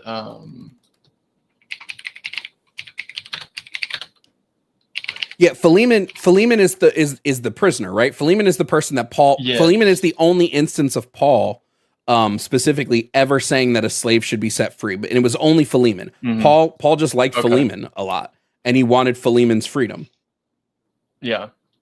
I don't deny that. It was actually Philemon's slave Onesimus. That Philemon's slave. Thank you. He's telling Philemon, hey, you should set Onesimus free, because he's a beloved brother in the Lord.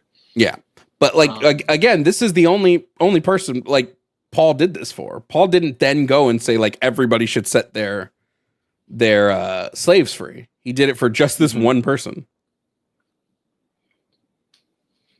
Yeah. Once again, I think most of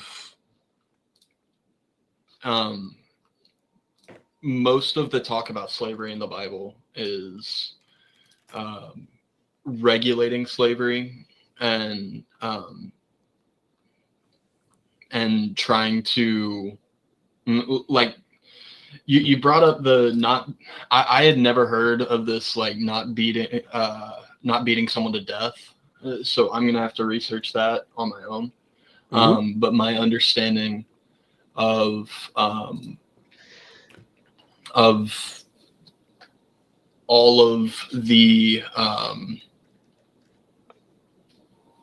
talk in the Bible about slavery is a regulation of slavery, not an endorsement of it. Yeah, Okay, but even hold on. go ahead, Katie. If God was gonna give the word to regulate slavery, don't you think that an old good God would just say, "Hey, actually, don't do that at all"?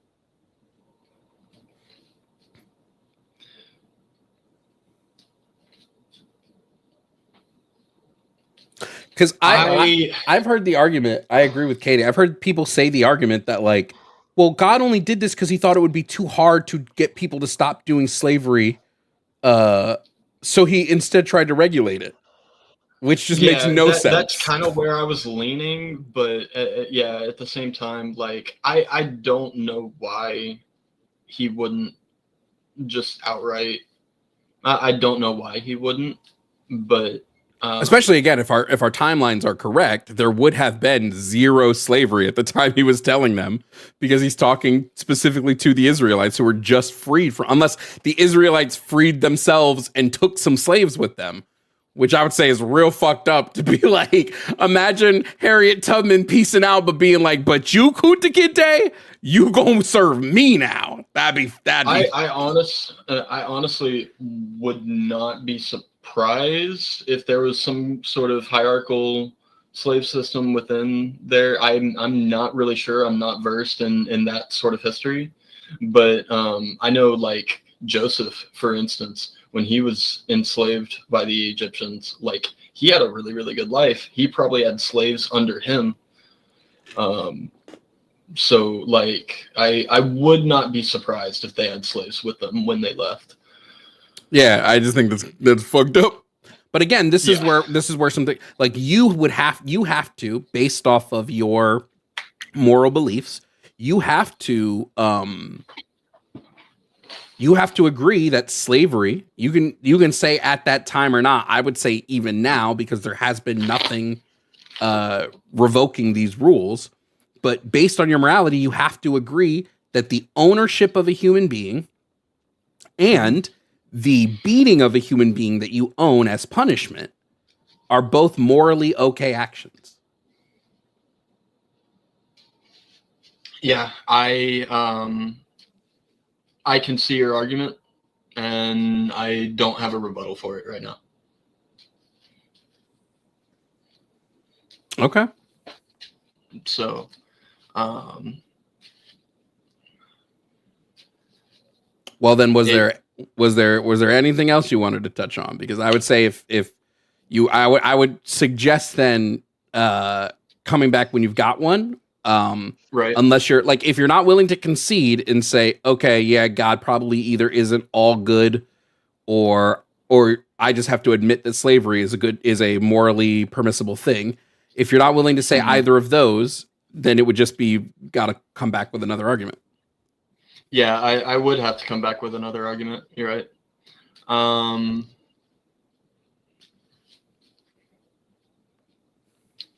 Yeah, there were some other things that I wanted to talk about, but if you would like to just end it there, we could. Yeah, we've been going for 31 minutes. I'm gonna post this video. I would listen back to it to see if it can't help shake up some of your beliefs, possibly.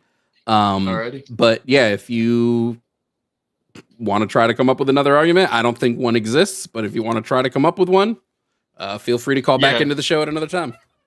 When you post videos, they're member only. They come off of member only after like 2 days. Okay, gotcha. Yeah, they're only member only for like 2 days. Gotcha. Alrighty. All right. Have a good rest of your day. Yeah, you too. Thank you. Chat, is that 3 undefeated theist calls today?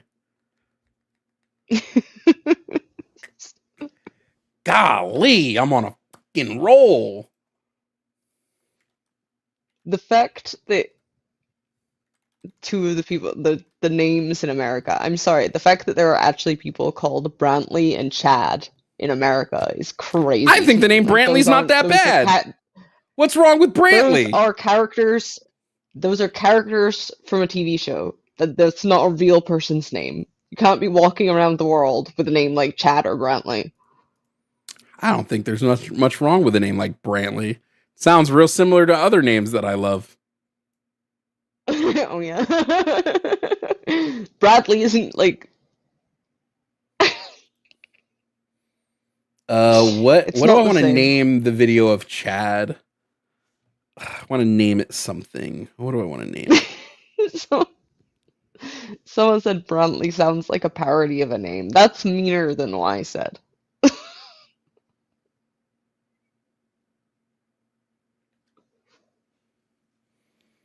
Let me think. I'll figure it out later.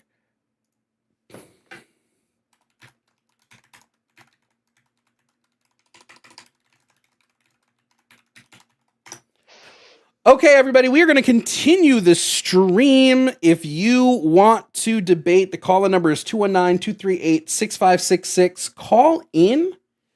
Call in. Hopefully you got a bit of an argument. Totally fine if you want to continue the theist trains, but God, call in about something different, right? Maybe we can get a different type of argument up on the board. Call in now, chat. Damn. Hello, are you here to debate? Oh, hello. Can you hear me? I can. Are you here to debate? Yes, I am. Okay. What's your name, age, and pronouns, please? My name is Chris. I am 28. He, him. Sorry, hold on. I gotta close the stream over there. Is that a better name for you, Katie? Chris? Is that more your speed? Okay, look, somebody said that they just sound like normal dude bro names, and then I'm like, do we have dude bro names that are like more common in the UK? You're in Because I think that's the thing, Scotland. is People American be named dude like names. Seamus McGillicuddies or some shit. Is that Irish? I don't know. But like the American names are just like so classic dude bro. That is the exact description. Real. Chris, what topic on the board are you calling to talk about? Yeah, I'm calling in about trans men and women or men and women. Okay. Yay. Yay is crazy. Chris, what is your take? Okay, so just to clarify at the beginning here, I am on the pro-trans side here. I believe that trans men are men and trans women are women. However, I have been confronted with an argument recently that I don't like and I don't agree with, but I'm not sure how to actually adequately counter. Okay, what's the argument? And I was hoping that, go ahead. Yeah, what's the argument? Okay, so the basic form of the argument goes something like this. We can use the same logic to validate transracialism as we can to validate transgender identities. Super easy. We don't super validate. easy to tackle that Okay, argument. yeah. I got you. And I actually No, we just can't. posted a video. I actually just posted a video yesterday talking about why the transracial stuff is really ridiculous. I'll give my response and then Katie can give their response. Gender is an internal classification system. It is done by your brain interpreting information about yourself and the world around you to create an identity based around gender. Race is an external classification. It is created by a governing body or rule telling you what you are in terms of some racial group. So for instance, I don't think I'm black because I have this internal feeling that I'm black. I'm black because like the government told me I'm black. I fall into the legal classification of black. I'm half white, right? They don't care about that part. Half. It might be like a quarter. I don't know how white I am, but like my grandmother, for instance, is a white woman, right? But they don't care about how much white is in me. I'm black because of that legal distinction. Katie, what is your response?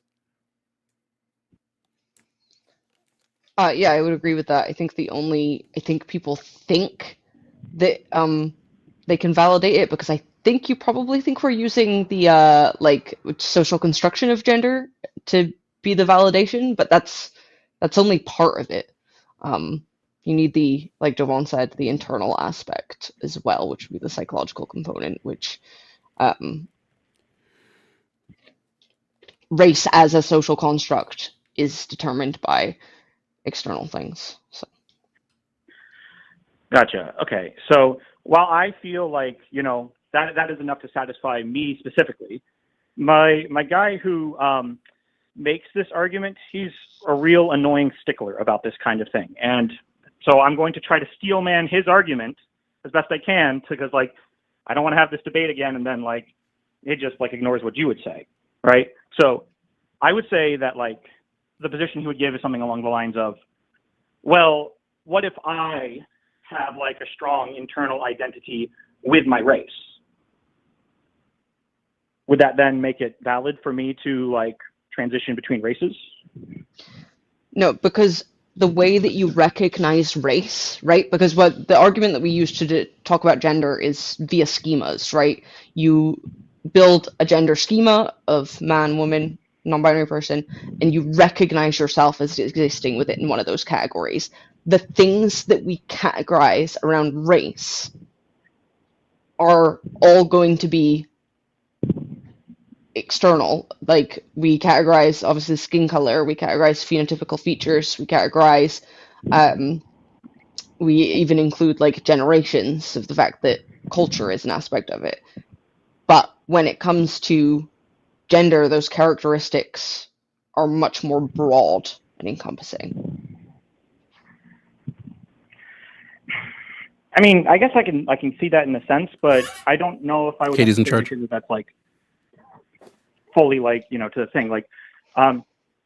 Not to engage in stereotyping, but someone might say that it's part of being black to like rap music. Now, I don't agree with that, but someone just for the sake of argument, that's not exactly that's an opinion that I might express. And you could say you can make a kind of similar case to something like gender. If I feel my schema of being a man involves being strong or having short hair or being emotionally distant or whatever, these are things that I might ascribe and follow as a man. If that makes sense. Okay. Mm-hmm. Which kind of then just but these aren't the way. I end up coming. Hold on. These aren't the ways. These aren't the ways that you recognize it, though. Even if somebody had the schema where they think, okay, it's more typical of black people to listen to rap music, they wouldn't say, I can tell someone's black if they listen to rap music. That would be a ridiculous statement. Well, then couldn't you say a similar thing about gender, right? If I saw somebody who had prominent breasts, I might think, okay, well, they're a woman, but I don't know that. They might not identify as a woman. Right, because it's an internal aspect. But those are going to be more typical characteristics that you use to recognize these things. We're also talking about schemas that develop between the ages of 2 and 7. So the things that are included in those schemas and the way in which you relate to them yourself, there are going to be aspects of that are happening within the hypothalamus, right? That part of your brain. Those parts are not going to be something that is easy for anyone to verbalize, to put into words. We understand that it's a relationship to the sex. We understand that it basically bounces off of what you're seeing in reality. We don't see the same level of identity being internal in race as we do with gender. Right? We see it being very external, and that is because it's a totally different thing, the way it's related to. It's also much more broad, because the way we have, when it comes to, sorry, I feel like this is what you're talking about is a really complex thing, and that's why it's going to be really hard for whoever this person you're talking about to have. If they want it to be simple, they are never going to understand it. Well, and also just another it's not tough, point. It's just complex. Another point with it is when we're looking at gender, right? Part of part of a key aspect of gender is gender identity, which is the way that your brain subjectively interprets your sex and engages with that sex in your body, right? Race doesn't have anything even remotely comparable to that. I don't have my brain doesn't subjectively look at my race and then like we don't have that with race. The other issue you're going to run into is this sounds like the type of person that you're talking to, right? That you could probably go on and tell him, hey, race wasn't a thing until like very recently in human history. He'd be like, what do you mean? Yes, it was. And it's like, no, it wasn't. The classification of like black and white is fairly new, right? Things like that. I just feels like this person will probably be dishonest at his core, which then just begs the question, is it worth engaging with at that point? Well, this guy, like, I was going to try and describe. I have, like, oh, go ahead. Sorry, it's just that's what I was going to try and describe, is the fact that race is a really bizarre classification that we've come up with because it's based on completely arbitrary things and it's changed a bunch of times as well. It's like Italian people used to not be classed as white, right? But Italian people are white today. I said this word and for that's word. because the things that we're basing off it of hold on, the things that we're basing off of it are much more arbitrary than what we do with sex classifications. Sex classifications are more fixed. We are discovering more and more about them, but they are still more fixed than what we do with race, which is we basically have just gone moving around boxes throughout history. Right, yeah, like I agree. It is all like pretty arbitrary, and yes, race is really recent. This is like, I brought this up specifically to him, and the point that he would make is that a lot of what we ascribe to gender is also like pretty arbitrary too. Like it's kind of, I guess, like oh, go ahead. Hold on. You need to understand. But sex isn't the thing. Like sex has been consistent in human history. Like we have had sexes. Race is something where we just looked at a bunch of people and were like, right, okay, these people are this, these people are this, these people are this, and this is why, because I fucking want them to be. Sex characteristics are not as fixed as we think, not as binary as people think they are, but they are more fixed, right? And the relationship that we have with our sex, therefore, is different too. We also see differences within neurology, within the sexes. We don't see that kind of differences between races. This is a serving of Oreos. Okay. This is disgusting. So I guess like regarding that, because that like kind of makes me like, there's been a little snag that I've had with the like I love Jovan's definition that he's given for like what a woman is. Like I love that definition so much. It's really Jovan's definition? You don't know how funny that is because the definition I used was created by Katie right here. Oh, that's Katie, so funny. This is a cisgender man getting credited for a trans. I say every time, right, shout out to Katie for creating the definition every time. Okay. I'm sorry. Okay, Katie, I'm gonna give you credit. I love that definition. All right, Jovan, you don't get credit. Your credit goes away. Katie, I love your definition. I guess like my question that kind of comes up though is that like part of it sort of seems to like put a sort of essentialist quality with like sex on gender, and I don't know if I like gel as much with that. Like we like with dresses, right? Like there's nothing biological or like related to our sex about dresses. We just tend to see women wear dresses.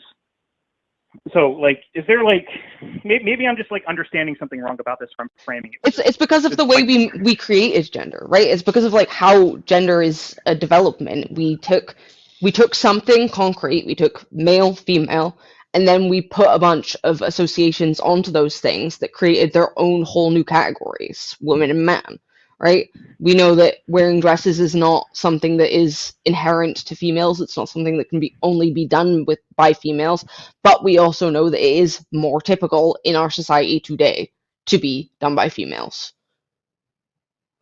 Okay, right. And I think that, again, makes sense to me. I feel like the argument that he would make is that like there are like we like see like a certain phenotypic expression for like black people, you know, based on like skin color or something, and we then attribute certain like but that's social categories. you're just going backwards, bro. Bro, Well, wait. You're just going backwards. My question to them would just be like, what specific skin color is black? There's hundreds of shades. What's the specific? He's not gonna be able to answer that question. Well, yeah, but I don't know if that's like, yeah, I don't think that he would either. I think that like, but the point is that we do have like you're some just people this that we is categorize sorry, as black you're based doing on- exactly well. I understand the type of person that you would be arguing with. Like I understand the type of person you've been arguing with because we talk to those people all the fucking time, right?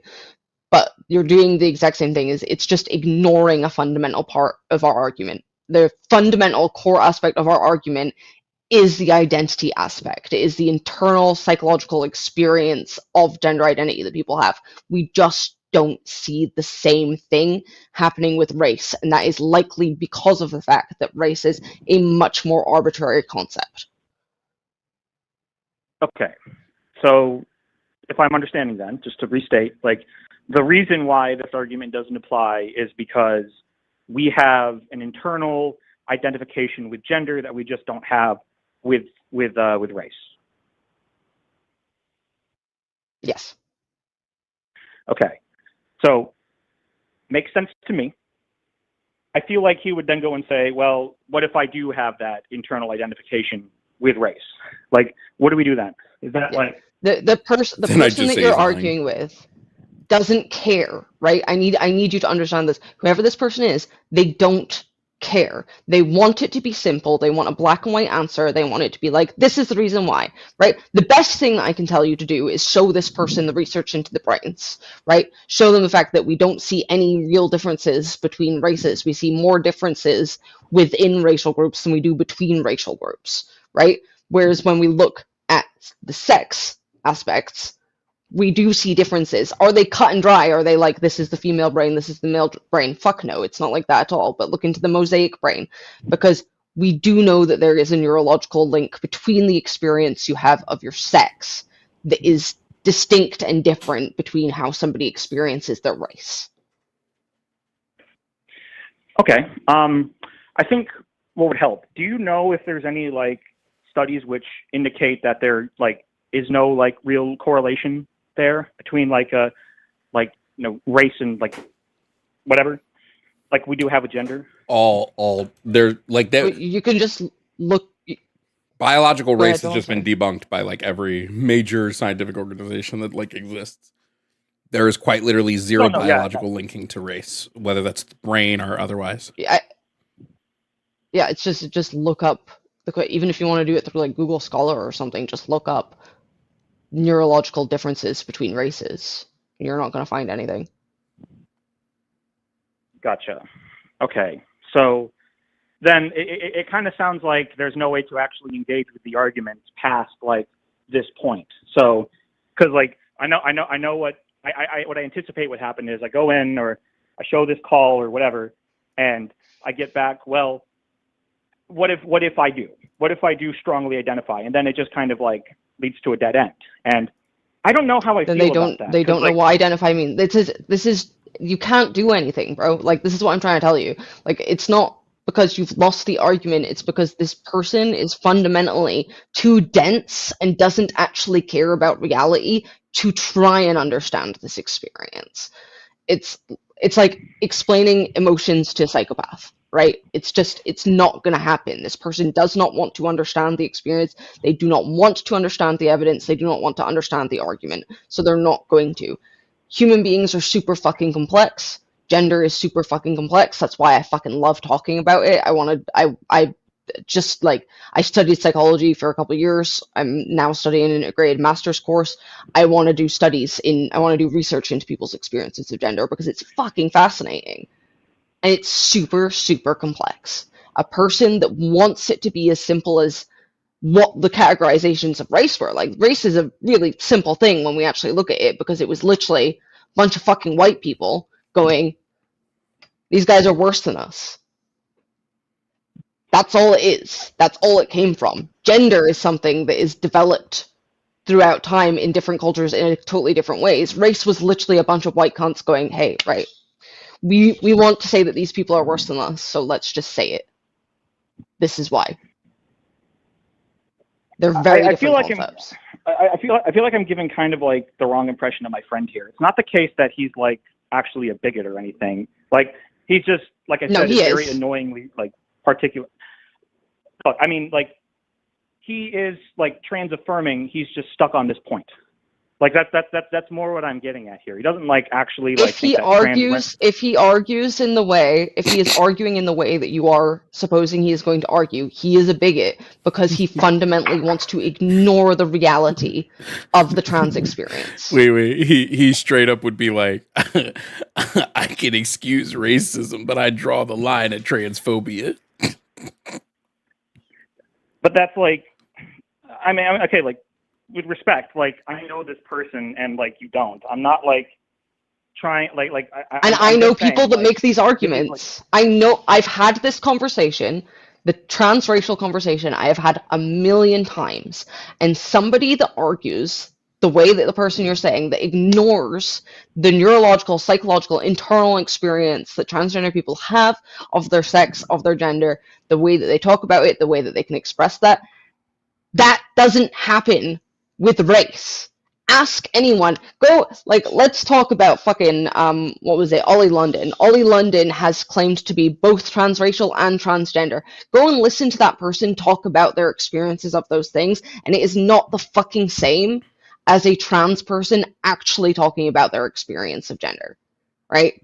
You can tell someone reacting and responding in a genuine way about a genuine psychological experience they're having versus somebody who just wants to be a fucking idiot.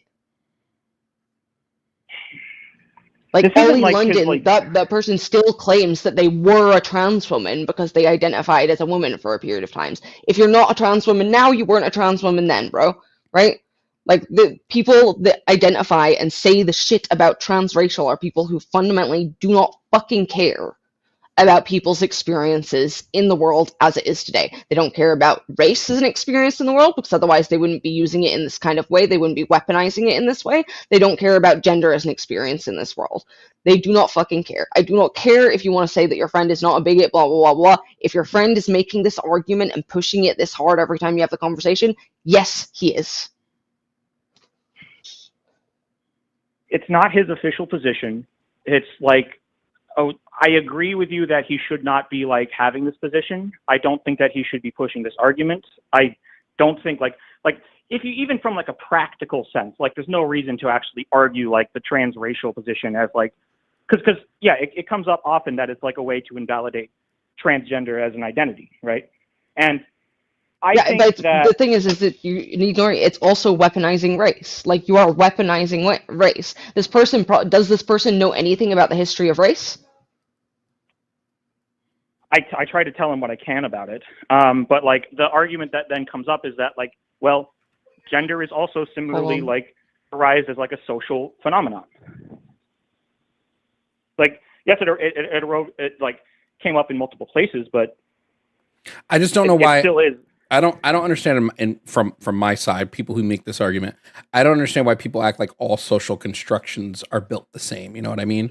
Like, we don't like, money is a social construct, but none of us would ever say that money and gender are the same thing, right? Like, when people say that race and gender are the same, it doesn't make sense to me. Because again, I'm not black because I think I'm black. I'm black because the government told me I was black, because I meet specific criteria to be black, down to like phenotypes and a shared common ancestry.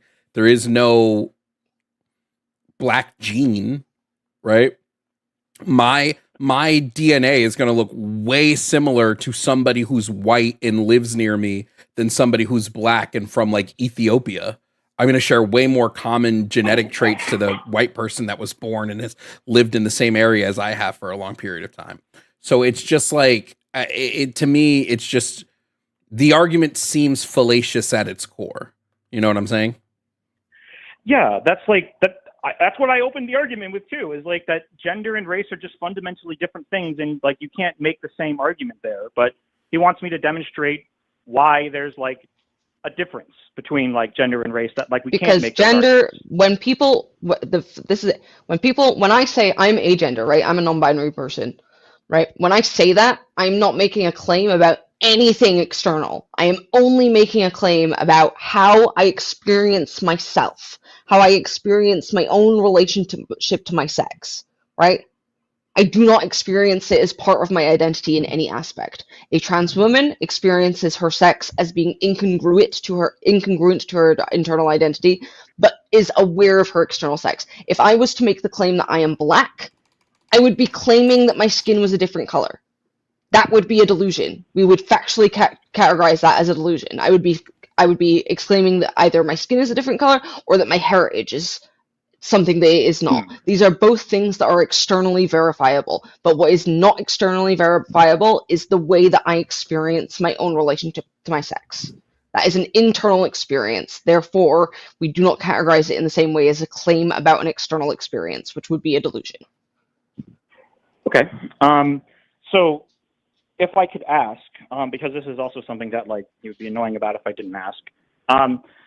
So there's that one lady who's like in Germany or whatever who like I don't know, she really believed that she was black and she like underwent like a lot of like plastic surgery or something.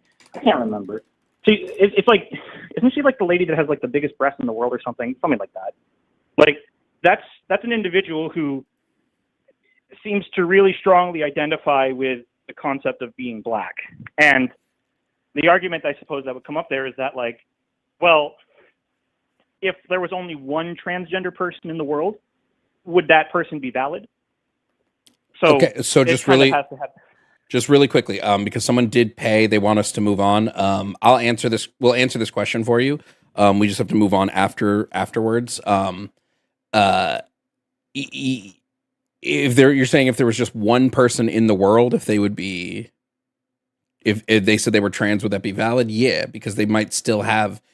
Trans just means that their gender identity doesn't align with their sex, so they might still have it the case to where their internal critique of themselves doesn't align with the sex that their body presents, right? But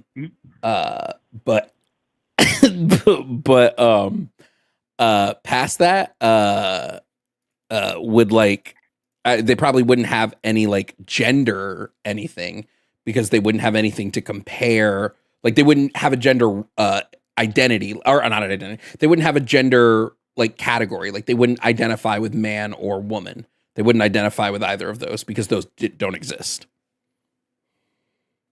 I don't know if I understand. Like if we still have men and women, but like there's just one trans person. Oh, well then, yeah. Like, I thought you meant like there were no other people. Yes, if there were. Oh, no, yeah. no. No, if there were no men and if there were all people, there was just like one trans person. Yeah, that trans person would still be valid. Their experiences would still be valid. It would be extremely like fascinating if that was the case. That would be like, whoa, how did this happen to only one person in history? That'd be crazy. But yeah. Gotcha. Okay. Well, like you said, you got to move on. I really do appreciate the call. I hope that I can, bring this and show my friend like these arguments, and maybe, hey, he'll come up with something that'll be like, or like he'll get it. So yeah, and thank you again. I'm sorry, Katie, for not giving you proper credit for your definition at first. I vowed to your superiority there on that. Jovan gets credit for circulating it, and I'm glad to have. That's the thing is, I like that it's people need a good definition. I hate when I hear people use a terrible definition, so I'm okay with it. Just man, it is a fantastic. I was right here for that to happen while I was here. Like that's crazy. So funny. All right. Okay. If I wasn't here and someone said I love Jovan's definition, I wouldn't even bat an eye. I'd be like, yeah, fuck, awesome. But I was like, holy shit, no way. Funniest shit I've heard all day. Okay. All right. Okay. All right. Well, thanks again. Yeah, no problem. All right. Y'all have a great one. Oh man. Love getting credit for my definition. Jovan. I love it so much. So funny, dude. Look, all I'm saying is how fucking cool would it be if my definition got picked up by one of the big dictionary things, right? And it's like a trans person came up with the definition. I think that would be awesome, personally. I don't think a dictionary would ever even. I don't think a dictionary would touch it because we talk about schemas. Like you'd have to define like 7 things. I think it makes the most sense, and it's the most, and it definitely is the definition with the most utility. But I think it's one that you have to explain because I do. Yeah, I think that you can simplify it to for if you're not if you're not using I it did for the other day. purposes of I one of these simplified it the other conversations, day, I and think you I wish I had simplify it. written down what I had said. But the simplifying it was just to describe what a schema is without using the word schema. So it's not that I was simplifying it. that's what I mean, I was actually making it more complicated.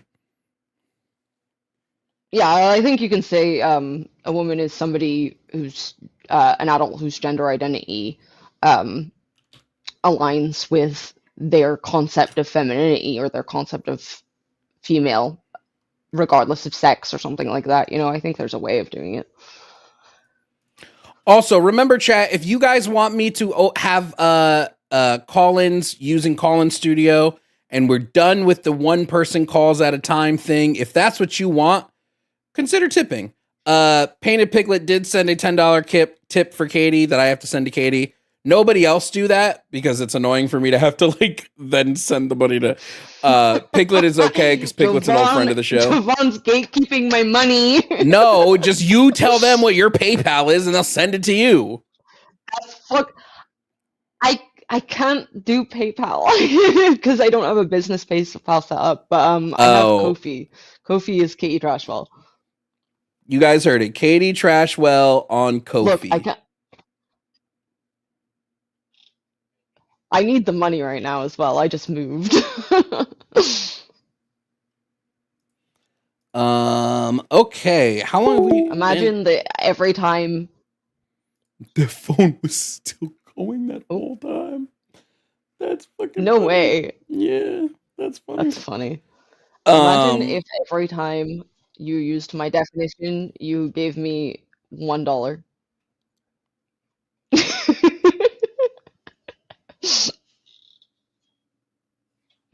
The face that you're making right now is crazy. That's asking a Yeah, lot. I'm looking for payment these days.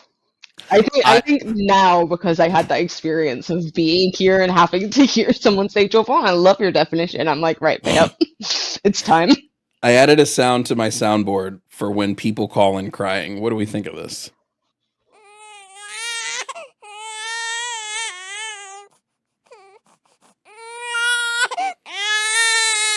So when someone calls in crying, I just turn this on.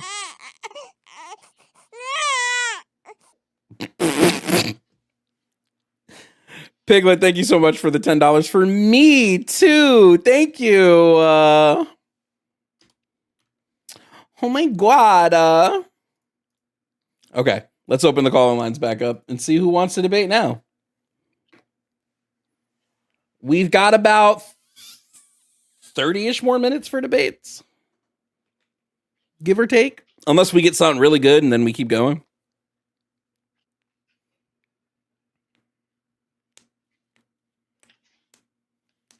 He was still on the line, yeah.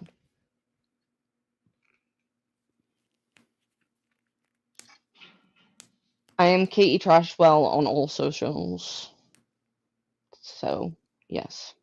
Also, people really wanted to see my shirt earlier, so I don't know if those people will be here. But my shirt is It's a butterfly. Yes. Hello, are you here to debate? Yeah. Okay. What's your name, age, and pronouns, please? Bill, 34, and he, him. Bill, 34, he, him. Bill, what topic on the board did you call in to debate about? A little bit of theology, so I guess number 3. All right, Bill. I love a good theist call. I know people on my channel are like, no more God calls. I'm enjoying them. Anyway, Bill, are you a Christian?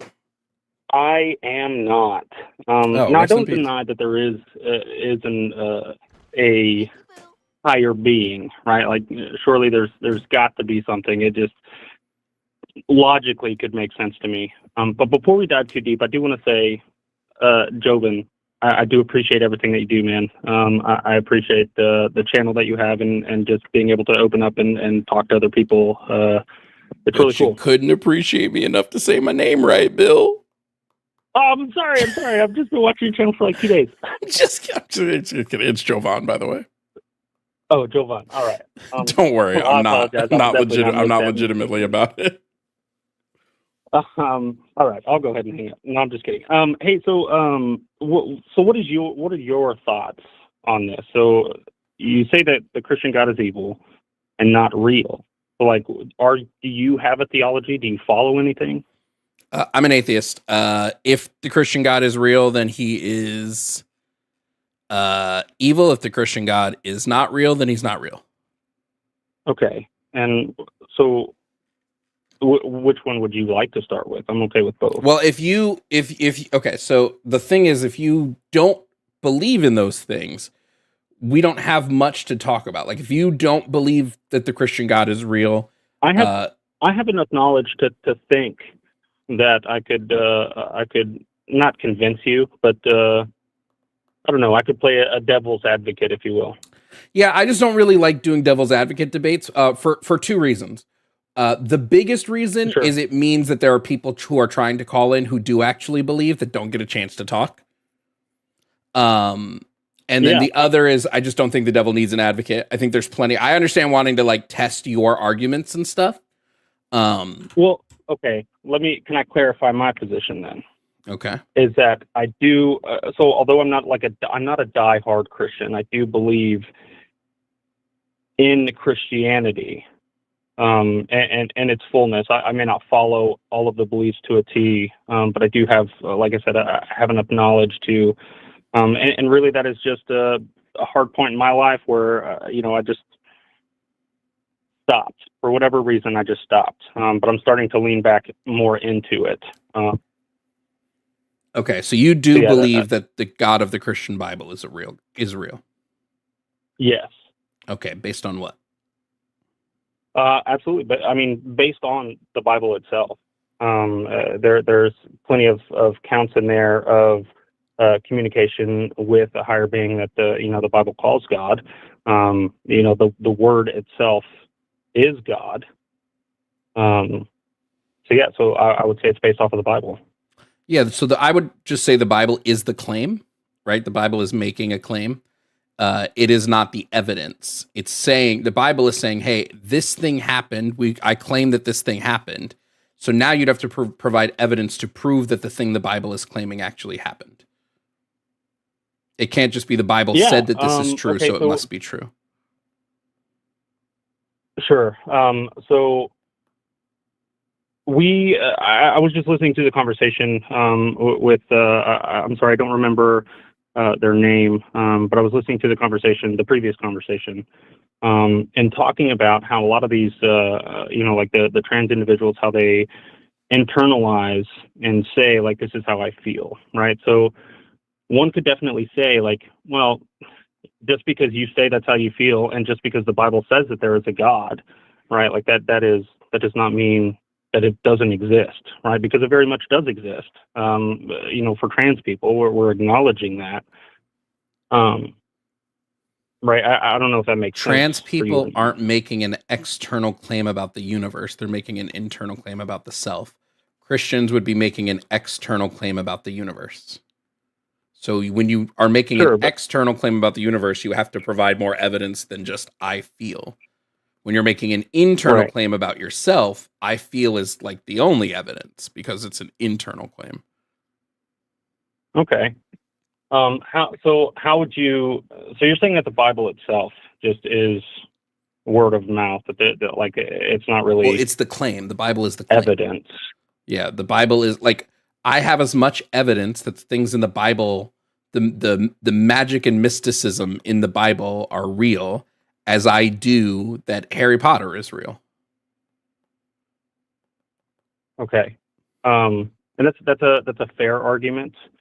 But then, how do you explain, anything that has been, there's nothing that has actually disproven the Bible, right? So anything that has been found, like archaeology, anything like that, all of those things have, say that again?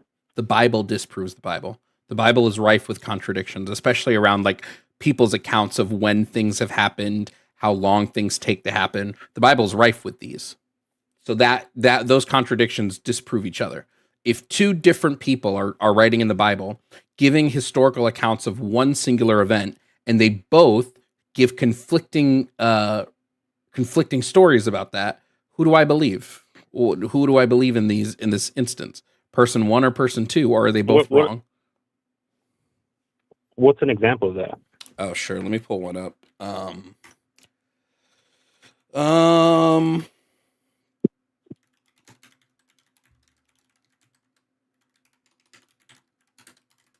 it's been a while since I've used this one, so I have to remember which one it is.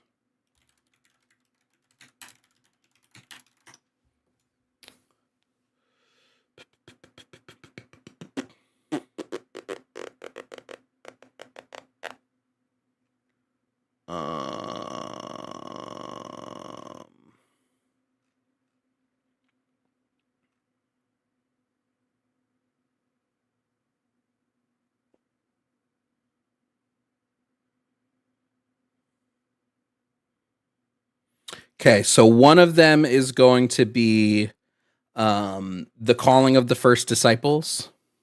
So one of the accounts of this is that Jesus specifically calls Peter. He calls Peter and Andrew while Peter and Andrew are fishing. So he calls them to him while they're fishing. The problem is later this same event is described with Andrew first meeting Jesus, and then Andrew goes to Peter and then brings Peter to Jesus. Both of these are describing the exact same event. They're both told. One is Matthew, so Matthew describes it differently, and John describes it differently. So who do I believe? Do I believe Matthew or John? And then whoever I disbelieve, right? Why would I believe the rest of what that person is saying? So I definitely hear the argument. So I think that you could definitely argue that no one person or no one story is going to be told by everybody the same, right? Like, but it's not just that. It's not just that they're telling the story differently. It's complete. Like, I would get it if they were like, oh, well, Peter and Andrew were fishing, and then John comes in and goes, no, Peter and Andrew were actually were farming. That's fine. But Matthew says Peter and Andrew were fishing when they both went to Jesus together. John says Andrew met Jesus alone first, and then Jesus sent him to go get Peter. These are two complete, it's not like small things. These are completely different versions of events. Maybe they're two different events. No, they're both not the same event. To know, right? Yeah, I don't think that I want to claim to know exactly this exact story. So I don't know everything about the Bible. Like I said, I know enough to get myself in trouble, I think. But there are, outside of the Bible itself, there are all kinds of archaeological finds that have actually proven the stories in the Bible. And obviously it's not going to prove every single thing, right? But you could look at the Dead Sea Scrolls that have proven numerous accounts of things that have happened, right? And those aren't even things that happened while Jesus was here. Those were things that had happened in the Old Testament, right? And those were found in 1947, talking about things in the Old Testament, just really verifying that the things that are in the Bible to be true, right? Yeah, but it goes to show you that these people might have existed. I don't deny that these people might have existed. I don't deny that. I don't deny that there probably was a guy named Jesus. There's probably a guy named Luke. There's probably a guy named Matthew. There's probably a guy named John. Probably a guy named Peter. Most likely even a guy named Judas. I don't deny any of that. But we have to get into the fact that the Bible's not just claiming that these people existed. It's making mystic supernatural claims.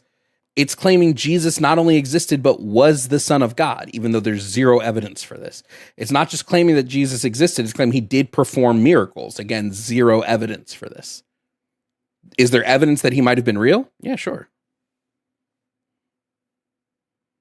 Yeah, I'm not sure that we could come to an agreement as far as everything that is included in the Bible. If let's just say that God does exist theoretically for yourself, how would you say that he is bad? I heard your slavery argument, and I'm interested if there's any other arguments that you have. Well, yeah. So one, an all good being, like I said, an all good being would not allow for immoral things to happen. Second would be an all good being wouldn't force. So my favorite example, well, it's becoming my favorite example, is what God did with Pharaoh and Moses. So God said to Moses on the burning bush, Moses, you need to go free your people. I want the Israelite slaves freed from Egypt. I'm going to give you the power to do this. But what's going to happen is you're going to go. That was weird. You're going to go to Pharaoh and you're going to. Sorry, it looked like someone just walked behind me when I looked at my camera, and that just freaked me out. You're going to go to Pharaoh and ask to be set free, and I'm going to harden Pharaoh's heart, so he says no. I don't think an all good God is going to tell his, like, say he wants to free his people, but then harden the heart of the guy that could have freed them. And then, as punishment for Pharaoh not releasing them, release plagues onto Egypt, one of which kills all of the firstborn children of all the firstborn children of, was it children or boys? Either way, kills a bunch of firstborns because he hardened Pharaoh's heart. Pharaoh's heart wasn't hardened before. God specifically says, I'm going to harden Pharaoh's heart. I don't think an all good being would do this. Sure. So I understand the argument, but what was the reason that he said he was going to do that? What reason would make it okay? I mean, so he is trying to demonstrate his power because he at this point in the story, he has been denied by Pharaoh, meaning like Pharaoh has not like accepted that God exists, right? So to prove that he exists, he in this story, and I you nor I were there. This is just according to story, right? Like, he is doing this to demonstrate his power. How does that make sense? Like, how does him doing it to demonstrate his power make it okay? It's heavily implied Pharaoh would have let Moses and the Israelites go had his heart not been hardened. Because if God didn't need to harden his heart, he wouldn't have. God knows all and sees all. So God would have no reason to harden his heart if Pharaoh's heart was already hardened. And if Pharaoh was already going to let them go, God would have had no reason to harden his heart. Right? I don't think that God said that he was, or I don't think it was implied rather that he was. Why else would he harden his heart if his heart was already hard? I think I have a good answer for that. And that was when mankind was created, right? In Genesis, he gives us that free will, right? And so except God did not want to give him the opportunity. Wait, so God stripped Pharaoh of his free will and then punished the people of Egypt for his stripping the Pharaoh of his free will. Right. That makes it worse. Well, maybe, but again, he's trying to prove that he is all powerful, right? Like he is all good. The burning bush wasn't enough to do that. He couldn't have done that any other way. He couldn't have, sent a giant flying alien being to be like, hey guys, that God guy, super powerful. The only way he could think to do it was stripping the Pharaoh of his free will and then punishing the people of Egypt because he took the Pharaoh's free will away. By demonstrating power, showing that I am real. Keep in mind, like in this time, this doesn't sound like a good being. This sounds like a being that I would genuinely be very afraid of and say, you are cruel. You're insatiably cruel. I could understand. Yeah, I just want to suggest, honestly, I could understand both perspectives. Absolutely. I feel like a really great way for God to prove that he's all powerful would have been to just ingrain the belief in him in human beings. So he did. He did at the very beginning. He did that exact thing. Why don't we have it? Yeah, but why don't we have Say that it? again. I don't believe in him. Say that again. Why don't we have it? Why don't we have which part? Sorry. Why is the belief in God not ingrained in me then? Yeah. So in the beginning, God had created Adam and Eve, and it was simply Adam and Eve in His image, right? And so when Eve had eaten the forbidden fruit and gained the forbidden knowledge, right? That's when we were given that free will. That's when we were given the knowledge that we have. That's when all of this stuff happened. And I could see So don't you find counter it arguments being interesting? made. I think that this gets actually helps our point. Isn't it interesting that once Adam and Eve ate the fruit of the tree of knowledge of good and evil, the belief in an all good God was no longer ingrained in us. We had the It's not freedom that to it's see him not differently, possibly there. clearly. Well, it's not. It's factually not. I do not have the belief in God ingrained in me. That is a fact. Right. Jovan doesn't either. That Yeah. is a fact. So it's not. Right. So let's just to kind of like illustrate a little bit of my point, right? So when I'm not sure how old you guys are, honestly. Again, I've only been watching for a couple of days. However, when I was a child, the belief was that there is man and there is woman, and sure there are gays, but I'm not going to say that transgender didn't exist, right? But it wasn't as well known as it is today. Gay people and transgender people. Not Why gays and are transgenders. trans Gay people people and catching transgender people. strays in this Say that conversation? again. Bro, we're always. You said Yeah, the no, gays I'm and not the saying that it didn't transgenders. exist. Just I'm saying say it wasn't gay as and widely transgender known, people. right? Like, That's not what I'm telling you off for, bro. I'm telling you not to say the phrase gays or transgenders. okay, how would you like me to address it? Gay people and transgender people. I am not Okay. a transgender. I am a transgender person. I'm sorry. I'm not trying to be disrespectful at all. So I apologize for that. So when I grew up, the identity of transgender people it wasn't as big as it is today, right? And now we accept, right? Like we as a society, we are some are accepting, some are not. But as a society, we are choosing to accept that is a thing. And so that's like that free will portion, right? So like we have ignored that we didn't accept it before, or we haven't ignored it, right? But like I don't know if this is like making sense or not, but like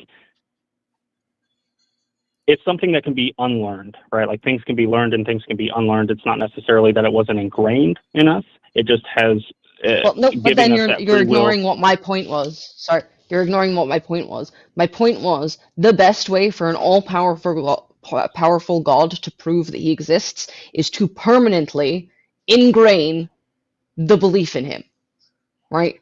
If we should all know, we should all just know that he exists. This should be something that is completely and utterly known.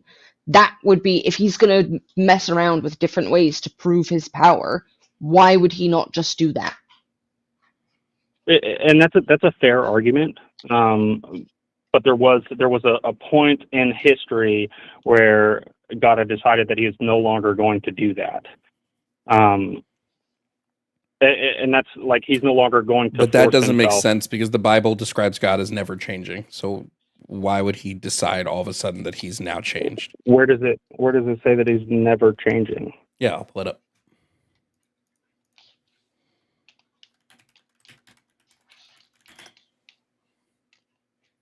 Malachi 3:6, for I am the Lord, I change not. Yeah. James 1:17, which says, the Father of lights with whom there is no variableness, neither shadow of turning. It doesn't actually impede on free will at all to know something. Like, if God was just like, okay, everybody's born knowing that I'm real, that's not an imposition on free will. Right. Okay, so then I would pose this question, right? So if there were a sign, if God came down and gave everybody a sign, I am real, what would happen in society? Like, what do you think would happen? Do you think that society itself would just, okay, now we believe? Or do you think that we would call him a phony and say that this isn't real? This, like, you're Why just does lying. why does If this God matter? showed Why up you're ignoring what I'm tomorrow saying? and like showed me that he is a man who could fly and who can part the seas, I would instantly believe him. What do you mean? But also, But it I don't doesn't believe matter, because what I'm saying is, why don't we just know? He could have designed human beings to, like, we have basic instincts, right? We have like biological instincts. We have one of the ones is like to suckle, right? That's like an instinct that we have from the moment we are fucking born. We could have Yeah. ingrained in us the knowledge that God is real. We don't. He Right, could do because that, he gave but you he free didn't. will. He wants you to choose That's not an him. imposition. I'm sorry. I'm sorry. Is the fact that I have a biological instinct to suckle when as an infant, right? Is that an imposition on free will? Is that biology imposing on my free will? I don't understand the reference. I don't understand how that ties together. Because what I am saying is God could have created us. Part of the design of human beings could be they know me. They are aware of me. But he didn't do that. That doesn't change free will. If I'm born with the knowledge of a fact, if I know a fact, that doesn't change my free will. Right, but that is exactly what the Bible is for. Oh my god, I got Jovan, you understand what I'm saying, right? Yeah. Okay, just checking. I feel sometimes I'm genuinely like, am I not making any fucking sense? It just seems like you have no defense of God removing free will. Talking to you, Bill. It's all right. Say that one more time. It just seems like you have no defense of God removing free will. I mean, I do understand the perspective. I'm not saying that I don't, and that is something that a lot of Christians even that they fight with. So I don't want to discourage anybody that their belief is wrong, right? Like I don't think that that's the intent of the Bible or what God wanted. He wanted you to have free will to be able to think and to choose Him. That's literally what the Bible says. That's what He wants. Okay. I definitely don't want to stick on this. Are you okay with moving to a different topic? Because I'm not sure that we're going to find common ground on this. Well, it's not about finding common ground. It's that you're not able to provide a convincing counter argument. I'm not really worried about common ground. I want a counter argument. My counter argument is the Bible and the fact that there are multiple archaeological finds that have proven stories to be factually correct. Yes, but there haven't been any that have proven the magic to be real. None of that's been proven. But there hasn't been any. Sure, but there hasn't been any that have disproven it either. And you're just simply saying, like, yeah, I don't have to disprove your magic. You have to prove your magic. Yes, I don't have to disprove your magic. You have to prove that your magic is real. I don't have to disprove that your magic is real.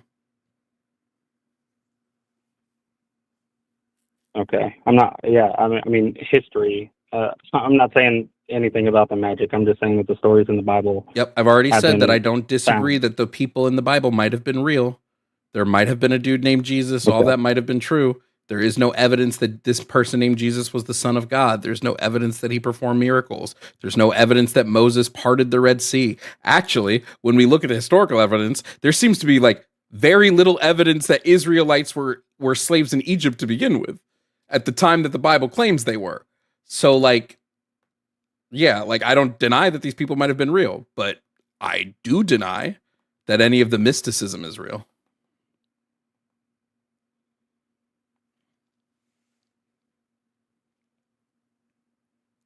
I'm sorry. Did you finish your thought? I just want to make sure. Yes, I did.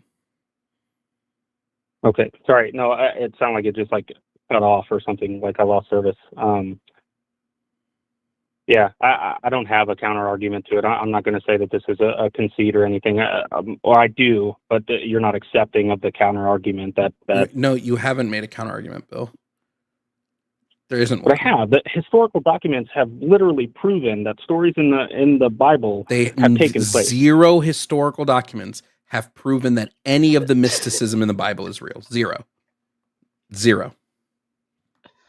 So it's Zero. only the mysticism. This is not real at this point. As I Everything else said, could have I happened. believe that these people could have been real.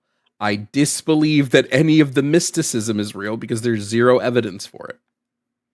I don't deny that a The person Bible, named if you Jesus take existed. all of that, the thing, like, somebody should do that. Take all of everything magical out of the Bible. What's left? What? That's no longer evidence for God. I wonder how long that would be. I'm not sure. It is just like is 2 interesting. pages. I'd be interested in looking at that as well. Okay, so you also posted a question before. Can we actually move on to a different subject? Because, like I said, I don't think that there is going to be. Well, we've been from debating for 30 minutes now, give or take. So I do need to move on to the next person. Okay. All right. Well, it was lovely talking to you. Honestly, I do appreciate your thoughts and output. All right, no problem.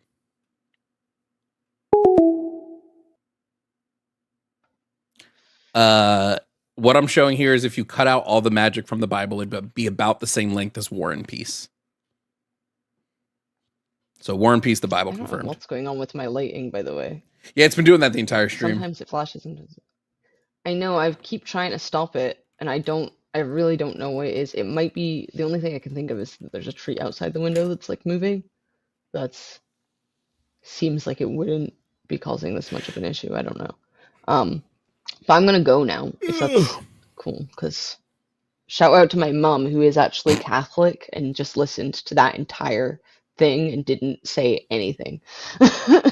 W Katie's mom. It's also because she knows that I know more about the Bible than she does. Real. All right, She's chat. not gonna Everybody say anything. say. We've had some of these conversations. Everybody say thank you to Katie for being here. Say thank Alright, you. Say I'll thank you. Hopefully Katie, be it's back been soon. fun. Also, thank you to the person that sent me money. That's nice. I hope that I hope Um, that I get 4 trans debates in a row now. I hope that every single one of them complements your amazing definition. I'm actually going to switch to gaming because I've been live for 3+ Alright. hours. Chill. All right. See Hey, you soon. Kitty. Bye. everybody. All right, big dubs. Shout out to the Behold on YouTube said, in my opinion, best contradiction is when Jesus was born. Herod died in 4 BCE. Quirinius could only have taken a census in 6 CE. Matthew features Herod. Luke features Quirinius. So was Jesus born before 4 BCE or after 6 CE? I don't know. We're going to go. I'm going to finish playing God of War over on Twitch. So if you want to come hang out with us and do that, feel free. Remember, tomorrow, 10 a.m.